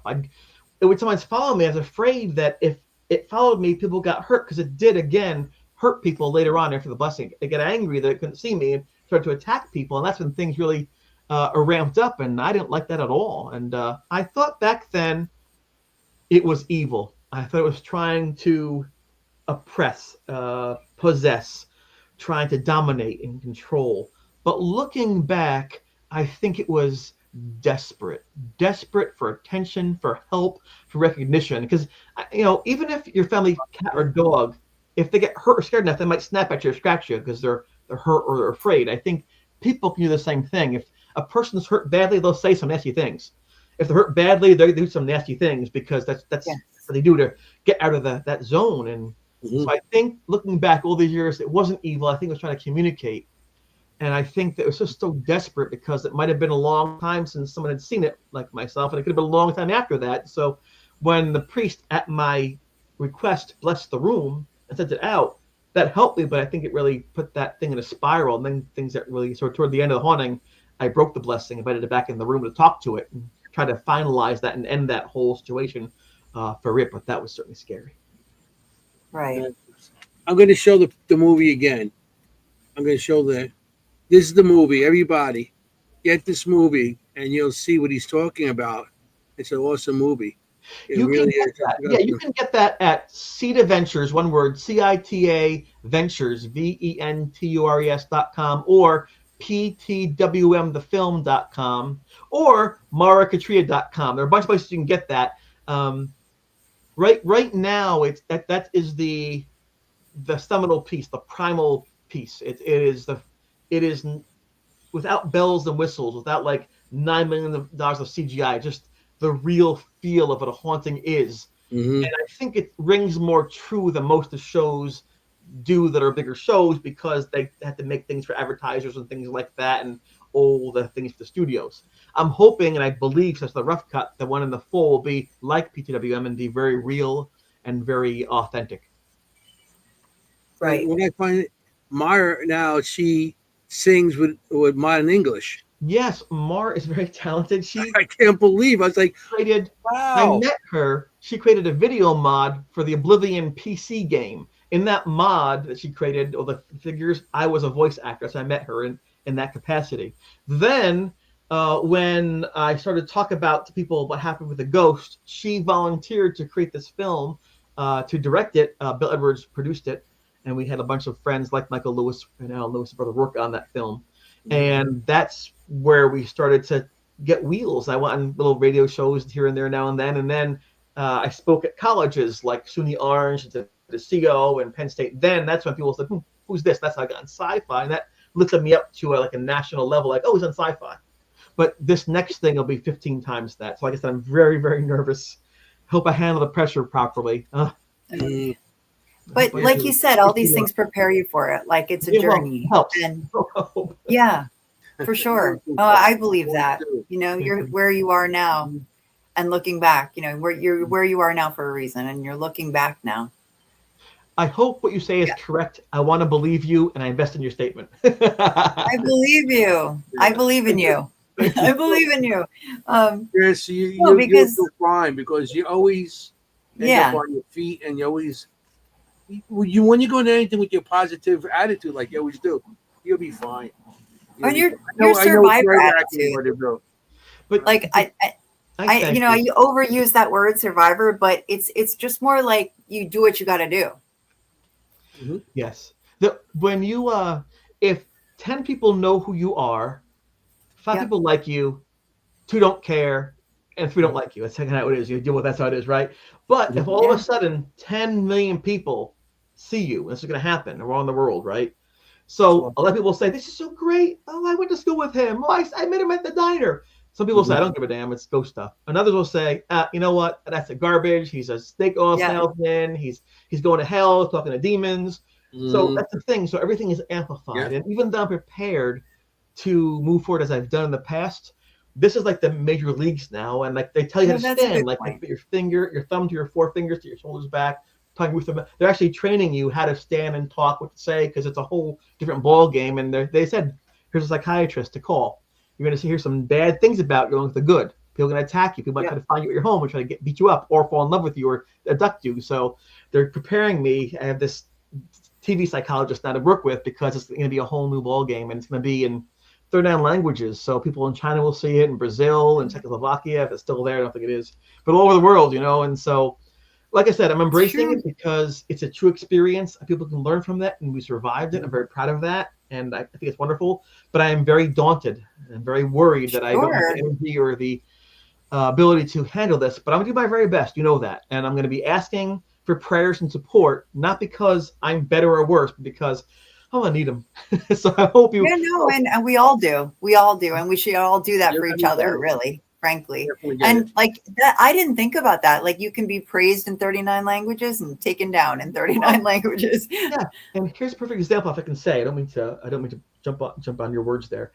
When I was in college, I had this girlfriend, and she went and spent a lot of money back then, $80 back in the '80s, on a perm. Ooh, It looked like a perm. It looked like a poodle. It didn't look nice. I remember those. The girls. And she said to yeah. me, "What do you think?" I'm like, "Oh, I don't like it." What? That was it. The relationship was over. Basically, that was this is too much, And I learned that if you get a haircut and people say it's nice, if one person says, "What happened? What you do?" That one Yeah. person's negative blocks out there 10 people saying good things. I don't know why Yeah. the mind works that way. Maybe to solve problems. So I'm resilient now. I teach students who curse all the time and get in fights and things and live in bad areas. So I'm tougher now. I've raised children. I'm a grandpa. I paid my taxes. Right? Survived cancer. And so I think I'm as good as I'm going to get in terms of being prepared. But we shall see. But luckily, I'll have support of Jeff will be Yeah. there and Bill Edwards will be there and Mara and my friends. So Hmm. folks like you out there, hopefully, will have my back and be Yes, saying we nice will. things. All the And time. People who can fill up your gas tank a little bit. That's how I look at it. Like Yeah. just, then you have that reserve for when you have the hard days. Yeah. Yeah. I mean, you're always going to have somebody that's going to be negative and everything. So, Yeah. I mean, just let that go. Let them have the negativity, the hate groups and everything. You just got to go on and do what you got to do. and then I Yeah. can't even talk. I am. I'll talk to someone for an hour at a show sometimes because they're wonderful people and really enjoy it. They're going to be a line now and have to get 3 minutes. 3 minutes. Next, like, oh, that's so sad. Yeah. That's so. I used to get books Oh, away, and I can't do that. You have to sell the books. Like, oh, that's so sad. So again, it's a whole new thing for me. I embrace the opportunity. I'll meet a lot of cool people, but it'll just be a different kind of thing for a little while. Until then, I get dusty again. They'll put it back on the shelf. That's fun. Mm-hmm. You'll be good. I just wow. want to show you something that I took at Gettysburg. This is like everybody. This is Chris's. The way he is. He walks around. He walked around Gettysburg thing with a Have it crown your way. on, with the Burger King crown, and Yes. it's like, No. Wait. yeah, yeah. It was That's a like, Burger King crown? I love yeah. it. He You he can't be too serious. yeah. And he's not. I mean, he's not like he's serious when he talks and everything, but he has that that goof like I do, like a lot of us do, that have to you could be serious when you need to be, but you have that kind of humor to keep you going, and I think that's What makes you so great. You. I like being human. Yeah. Yeah. Yeah. Well, that's what makes you relatable. Like I said, like that humanity I that like links it. us all. What, no matter what you believe in, like you said before, it links us. That humanity. You know, we all love our children. We all have hurt. We all, you know, have good days. You know, so yeah, Absolutely. we got to connect with that. Mm-hmm. Those common human Yeah, emotions. definitely. Yes. You know. We all like to laugh. We all like to be silly. I mean, Anthony and I, God knows, we get silly. I know. I got my moments. Chris knows Oh, yeah. that too. Yeah. Fun times. Yeah, you You need the have fun to. times. But that's what, yeah. And if you focus more on that, you'll do okay. Yes. Yeah. Um. Right? So you said it's coming out in October. You can't really talk names and stuff, but Right. it's going to be great. I mean, I Yeah. know everybody in the audience. Once you get the name, or you could start saying the name of the show. Let I us know know. what to do. Let's play a game. Okay, let's see. Okay, here's the question. This is for either one of you. Okay. What is the world's largest streaming service? What is that? Largest in Oh, service. yeah. What's the Streaming largest? service. What is the largest one? It's not Hulu. It's not. What is that? Netflix. No. Oh, there it is. See, I didn't say it. Thank you. That's I it. didn't say it. You said it. That's You what's wanted me to answer, right? That's Okay. the answer. Okay. There you go. Awesome. That's going to be But awesome. you didn't say it. I said it. Thank Yeah, you. Jenny said it. No, preach. I Jenny, understand that. what did you say? I didn't hear that. No, I Jenny, don't know. you can say. I just Can't can't say remember. it. You could say Said it. what? What were we talking about?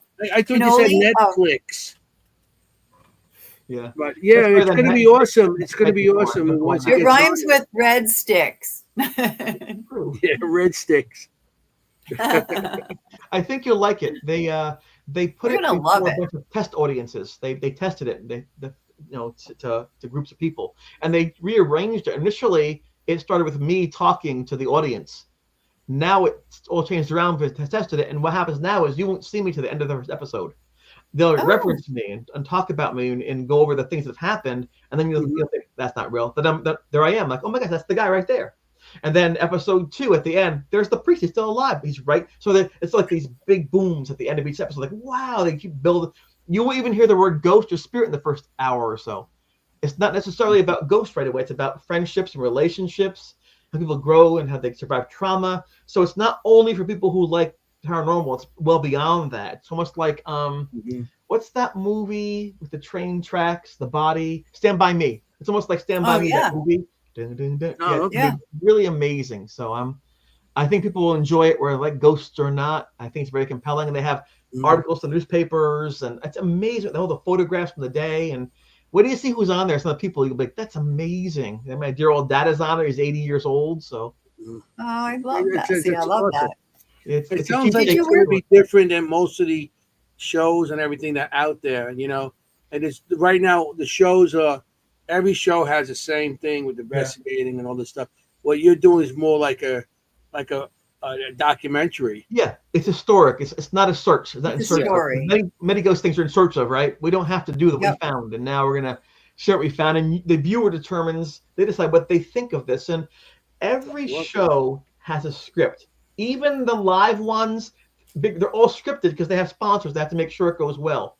With the sci-fi show, they really worked hard to get me to say these things that were not true because they had to script it out. I gave them a hard time. And they had 13 things that were false. I said, you pick one, that's it. I'll do that one thing. You pick the one the most important. Then I'll talk about why it's not true. I speak out in public. For this one, it was tough too because they wanted it to end in a way where I say, I've said it, it's over. But that'd be a lie. So I don't say at the end. You'll see at the end how that works out. I don't say that. And they looked like, you know what? That's actually better. What you said, well, that's the truth. And that's The great. truth is actually better. Yes, Yeah. that is the actual truth. Imagine that. Right. And so, but they didn't really want to do the case at first, Netflix themselves, because they have commissioners, and most of them are young. Most of them are progressive, trying to equalize society. And as a dusty old white guy, that didn't meet their needs. In fact, they said it's dusty. They told the people in London they don't want to do that one. When they saw the interviews, they said, oh my gosh, this is incredible. So we can all learn. Do you know what I'm saying by that? So they wanted to stop prejudice and make things more equal. But in doing so, they're being prejudiced and unequal. They didn't judge people by their work or their character, just by the skin color or age. So there's a lesson to be learned there. Be careful, because no matter what you're trying to do, you want to be fair and honest in your approach to people, regardless of how they look, what their age is, right? What the religion is, who they're married to. And so I'm hoping, because now they love it, they're very proud of it now, that we can open up even more minds so that people don't think in stereotypes. Mm-hmm. Right. Yeah. I'm Yeah. looking forward to this. I got Netflix, Yeah. so I'll be watching. Definitely be watching this. Me I'm too. nervous. It should be. I saw the rough cut during the voiceovers. I was crying. I was amazed at the quality. It was like the quality of like a movie, like a Schindler's List kind of thing. I was amazed by the sound and the visuals and the smooth edit.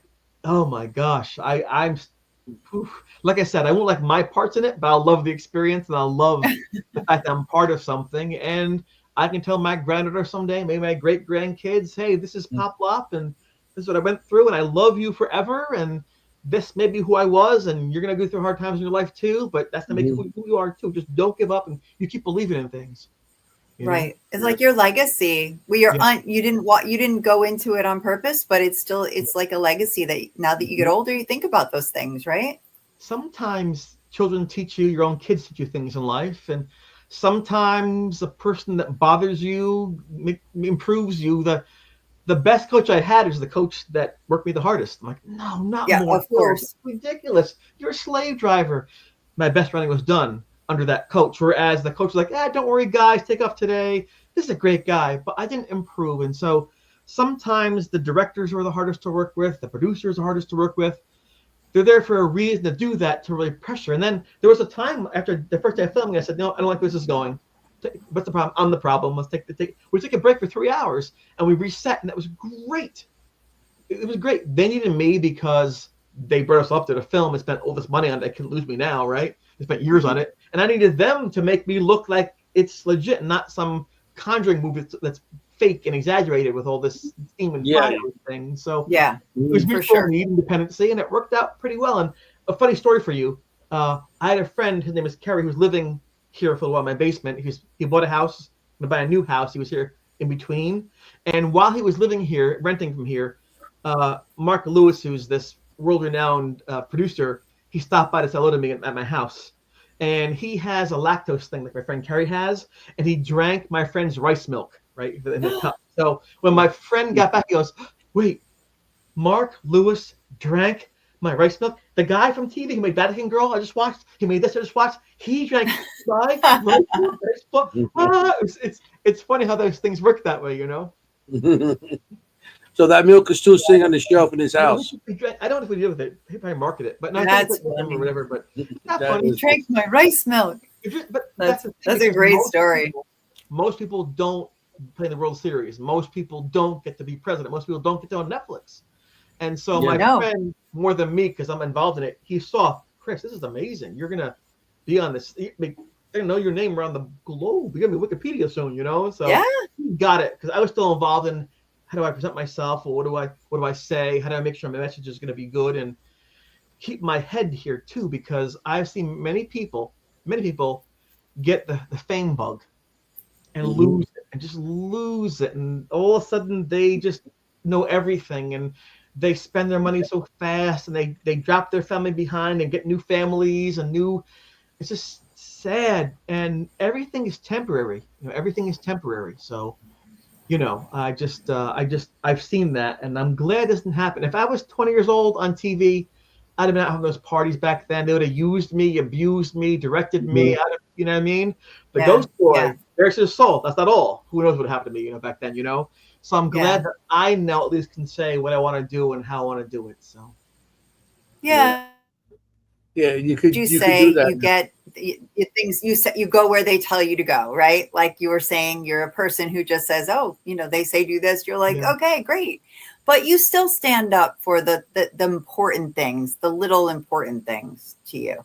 Yeah. Well, yes, I'm a package deal. I'm going to talk about certain things. So no matter who wants it for what, I'm going to be pretty much the same person. Although Barry has seen me speak, I think, 9 times, and he will tell you, Barry's a great guy, I Nine always times. do something different. It's the same thing, but I'll always add a new fact or add something in, because if Mhm. we talk 8 times, I don't want the same exact thing. So I always make sure that I always put something new in it each time I speak, every single time, so it's not the same thing. And I get that from Joe No, DiMaggio. smart. Remember, he said, when you go out there in the ball field, someone's there for the first time watching you play. Not they have to work for you, but for them, it's the first time, so give them 100%. Right. Yeah. Right. Yeah. So after this is aired, I'm gonna have to kiss your ring to talk to you now. Thank you for saying ring and not something else. I appreciate that. We're gonna have to sell your man. autograph. Oh man, only if it's autographed.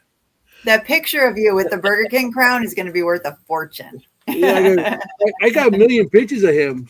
So I'm gonna Uh-oh. stop printing them. I'm gonna send them Uh-oh. out to you. There's going to be FBI truck at your house tomorrow night, raiding the place, taking everything away. Yeah, my whole computer. all Chris You can't show that anymore. Pictures are gonna be off my This computer. agent will call you. You can't show adorable. that picture anymore. Some of my students want me to sign their report card and things like that, just in case I get really big and I think it's adorable, So I said, It keeps you humble. It keeps you humble, Yeah. right? Well, you could go tomorrow, right? Yeah. Bill told me that it's coming out October, and then 3 days later, I got cancer. I'm like, what? Yeah. I'm going to be there for that, and luckily they caught it quickly. It was in my eye. They used the I'm so pellets happy. called brachytherapy. They raided the pellets and put it in the back of my eye, and they burned the cancer out. And then they took it out. It was kind of messy and gross for a while. It's almost normal now.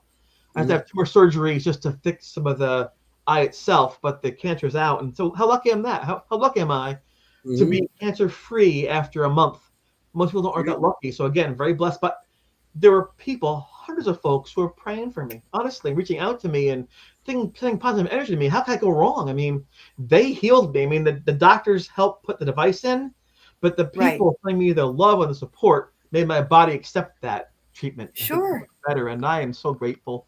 And anybody out there, if you're out listening, who bought a book or donated to my Ghost Boy Strong, let me know. I'll give you a big hug. I owe you one, because when you're popular and things are going strong, everything's going great. Everybody wants to be your friend. When you're down and out and you're sick and have nothing, people are still kind to you. Those are your friends. Those are your friends who like you for who you are. And I'll never forget those people, all of you who just said, how you doing, reaching out, send my best to you, give a hug to your grand. I love you guys. I really do. So if I don't say it enough, I'm saying it now. I mean, that's just thank you. That's a lot of people out there will appreciate that. Yes, yes. And they fill your battery up, like I was trying to say before. Like they do for those hard days when you're not feeling well, especially when you're sick, right? Or you're in pain. Those people fill that battery up so that you can get through those days. That's how I feel. Yes. And at some point in time, we will all end physically. At some point in time, our shells will stop. That's going to happen. But you might as well get as much time as you can with that shell while you have it, right? So it's okay to fear and be worried about that. But at the same time, keep moving forward, right? This wasn't my time. I kind of sensed that. You guys proved it to me. And so here we are. So thank you much. You had more to do. That's for sure. Yeah, apparently. No rest for the weary. Yeah. But you make a good point. Like you can't, you've learned that life can throw you a curveball. And that's a lesson, right? Like everything is a lesson to me. Like everything is a lesson. And listening to you, I've learned that as well. Yeah, I don't like that time goes so fast. Since I started working on this project at their request, Bill Freeman passed away, my grandmother passed away, my uncle passed away, my aunt passed away, or one of my friends passed away. I wanted them to share in this. You know what I'm saying? Yeah. And they're not going to be able to share in the way I wanted to. So there was always that quiet pressure for me saying, go faster. But like you're saying, things have to run their course or they don't turn out properly. And that's what I think. It's frustrating for us, isn't it? There's people who want to fall in love. Like, oh my gosh, I'm 32, they say. I've never fallen in love. Well, I'm sorry. People do it at 14, at 58. Can't force it.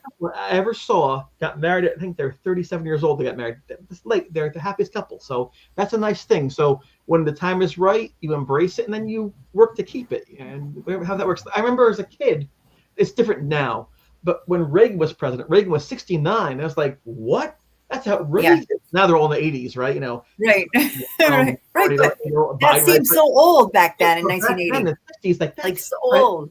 But think about that. He was an actor, and he was the Screen Actors Guild, things, radio host. He got his biggest achievement at like 69, 70 years of age. It shows you that, this is how it works. And for me, it's kind of sad if you think about it in an odd way, because I'm defined my whole life for 4 decades, almost half a century, by 3 months that happened when I was a teenager.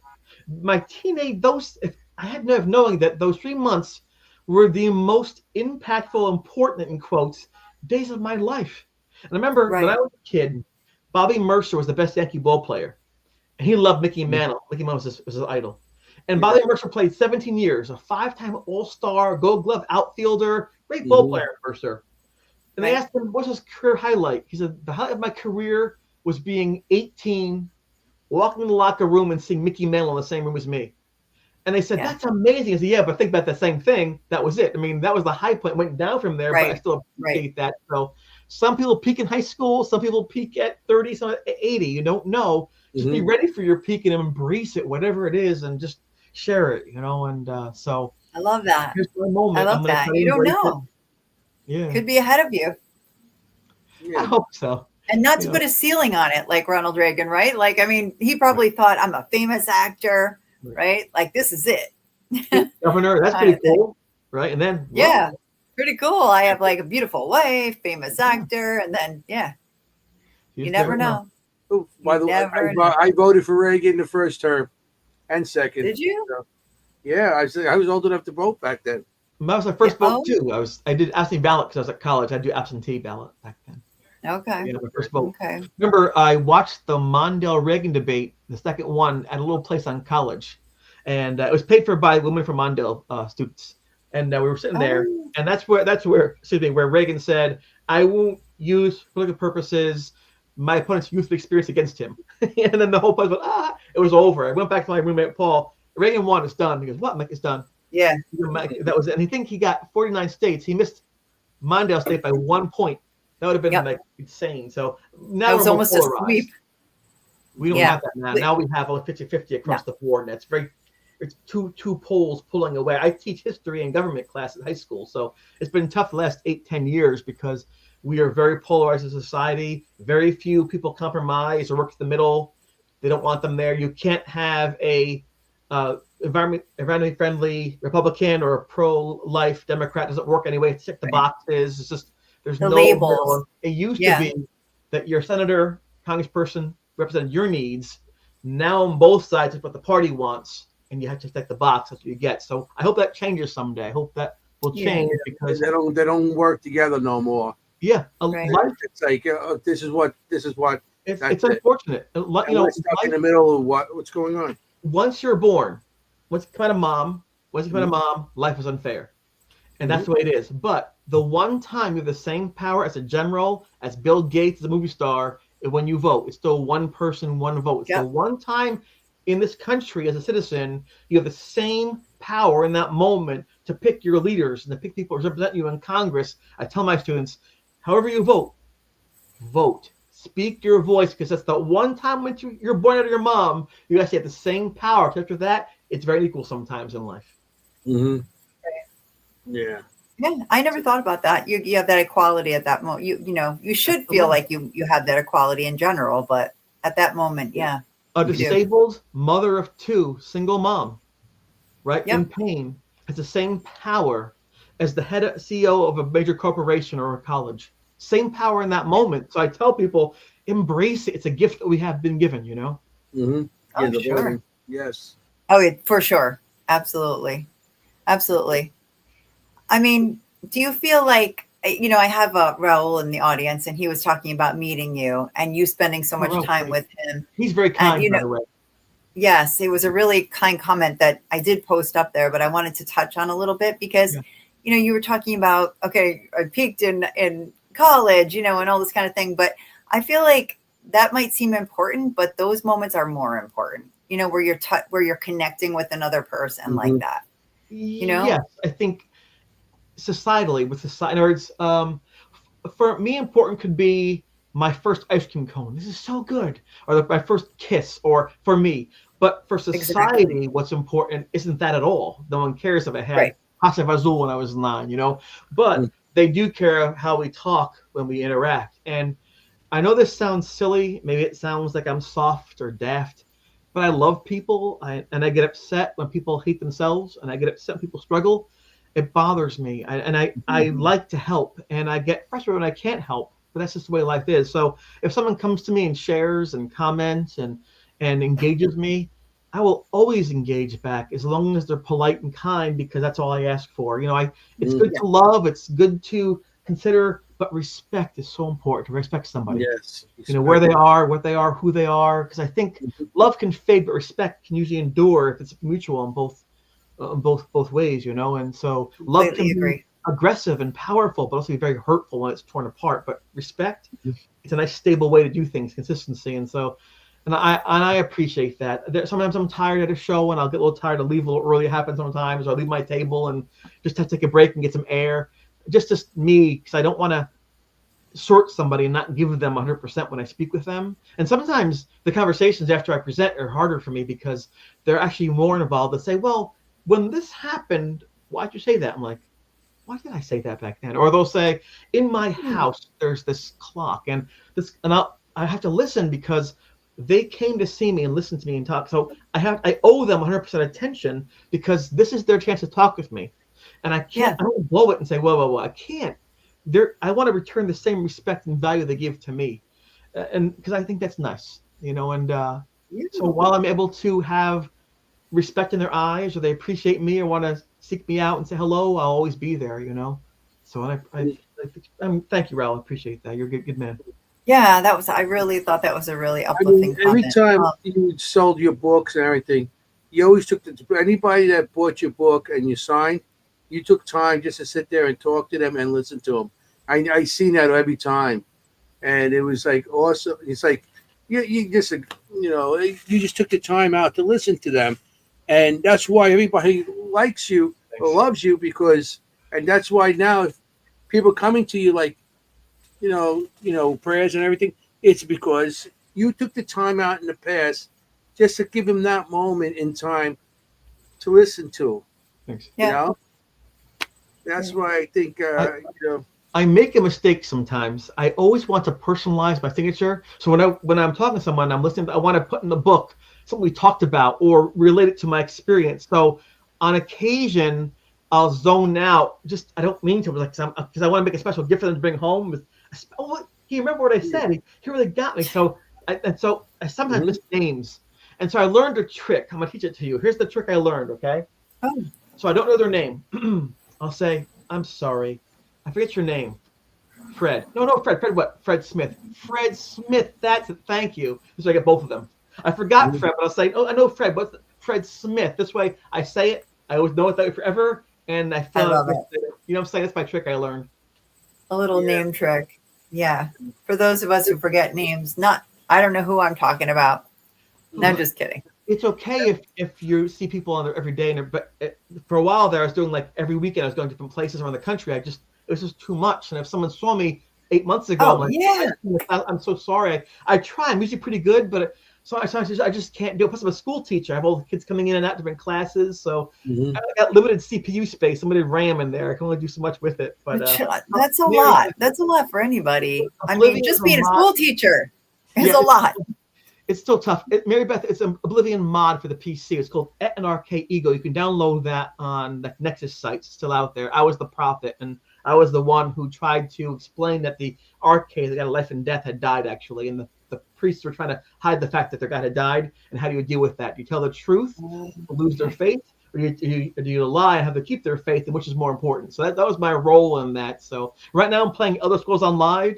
Live. I love it online. I'm Mary Dominion. I have a little guild and stuff like that. So if you have PlayStation 5, I'm Erie Hall Ghost Boy, and I'm on there all the time.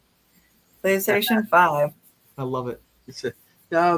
Remember I mean, you were in a book that with Tales of the Other Side, the pets. I was part of that. Yes. Yeah, because I was in that too. Remember, Yes. we Yes. signed each other's books. That was nice. That was a bunch of people. Was that Myth Inc. books? Or was Myth Inc. books put that out? Yes. That's right. You know, see, I save everything. Look, see my bookmark? Mything books. I just happen to have that in this one book I showed you tonight. Yeah, I get Love that it. too. My 1,000 bookmarks. See, it just wants to tell itself. This is meant to be. I get goosebumps. What are the odds? That Yeah, is so cool. That is cool. yeah, That's that was awesome. You wrote we wrote about our pets that we had Yeah. experiences coming yes. back. Cookie. Yeah. Yeah, we had to put our cat down. She was so young. She was a pink tortoiseshell cat. She was like pink and gray. And she was so kind and loving. She had cancer at age 8. And we had Oh, to that's so bring her young. to put her down. They couldn't cure her. And when we come back in the car, her cat ball started to like squeeze and squeeze and play. Like, oh my gosh, you're saying it was amazing for like minutes. The car even stopped. Like, even though the car was stopped, it would go like she'd play with the ball, and like she's saying goodbye. And that was just absolutely amazing. I mean, if they gave her the shot, I looked her in the eyes and said, I love you very much. I'm sorry you're in pain. This will put you out of pain. I'll always love you. I'll always be here. And that's again, I'm odd about talking to my cat that way, but she's like part of the family. No, not at all. No, they know. They know. They feel that. I know they feel it. I think they do know. And I think Mary Beth was the one who said that, you have to be good to people and animals. Animals are everything. Usually I'm a foster, so usually I have like kittens crawling all over me during the show. You maybe saw that before. So I get it. Or I have my own cats. So yeah. So I agree. we got 4 minutes left. Anything you want to share? That went too fast. Yeah, that I was know. like 4 years going like that, like you said. You got the book out. Are you kidding? I just got everything up there. Anything else you want to share? Well, I guess if I could, I'd just say that I'm on Facebook more than anything else. So if you find me on Facebook, it's Chris DiCesare, DICESARE. I'm on there, and it's just one account. So say hello, reach out. When the show comes out, feel free to give me information, feedback. Let me know what you think. If you want to order the book, pre-order the book, I can sign it for you ahead of time. It's personalized to you. You can let me know. I'll do that instead of going from Amazon. It'll be an Amazon the whole way through. Well, not that one. That was out of print, but the new one is called just right here. Yeah. Oh, the new one. Okay. Now, that's what edition. Yeah, I think I sent you that picture. So, yeah, that's a good one. This updates a whole lot. I'm very proud of it. It took me 4 years to write, and it's edited by a guy who works for the New York Times, so it's edited very well. The timeline is good, so it is hopefully the last book ever write because I gave everything to it. So it's my baby, my baby child there. So I love it. I love it. I did purchase it and loved it. For giving me the forum this evening. I've been very sick. This is my first time speaking outside of my house, really, in months and months. And I love you guys. And how do you feel, Chris? Are you glad that you're back? Yes. I don't have any words for it. I'm speechless. I didn't think I'd be here a month ago, and now I am, and I get to talk and eat. I love it. Sing and dance and draw. I hope that you're happy you came on. Yeah, and I can see my granddaughter. Her name is Sylvie. She's 6 years old. I love her so much. 6 years old already. She on 4th of July, I found out I was cured on July 2nd, and on July 4th, she was here visiting from Florida. Went to see the fireworks and the parade, and I got her strawberries covered with chocolate and things like that. She says, "Pop Lop, this is the best day of my life." I'm like, "It's the best day of my life too, Sylvie." So it's things like that, and she's so young. Everything is good to her. Look, there's the moon. I didn't even look at it anymore. She's just learning, and everything's so new and miraculous to her. So being near her makes me alive, and so I hope she knows Pop loves her. I'll miss most of her life. It's the way it is mathematically. I won't be here, but I hope she knows why I'm here. I will always love her wherever I am. I'll always be proud of her and to believe in herself. I hope she gets that from me. Yeah, it's awesome. Hi, Sylvie. We'll give her a shout out. Hi, Sylvie. Yes, so cute. So cute. I follow you. And he's a proud grandpa like I am. Okay. So he's always posting it. I know. I lived through Anthony's grandson. I love it. Melissa B in KC. Is that Kansas City? Which one? Melissa B in KC. Is that Kansas City?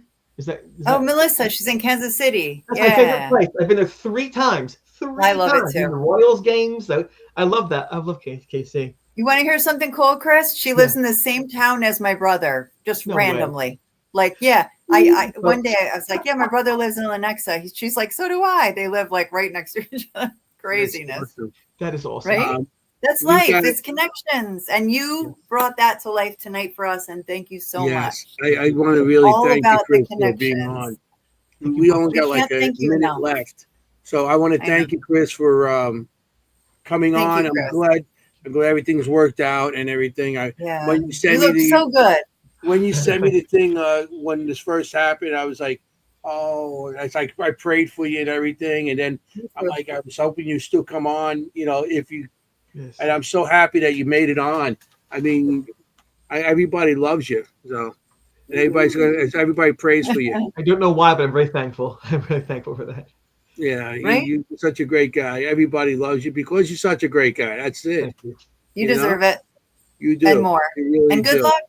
Good luck with the big You make me cry. I don't want to cry. the breadsticks rhymes with breadsticks event.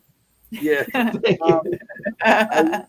you. We're on the 2 hour mark now, so we Yeah, have I to know. go on before I get. Oh, happy fired. birthday, Bobby. Our producer's birthday is Thursday. Oh, happy birthday, Bobby. Happy birthday, Bobby. I want to thank everybody for coming on tonight. Audience, Chris, we Thank you, love everybody. Everything that everybody shared in the audience and questions, Yeah. everything. It's been an awesome night. Really It is. went so fast. And I want to thank everybody.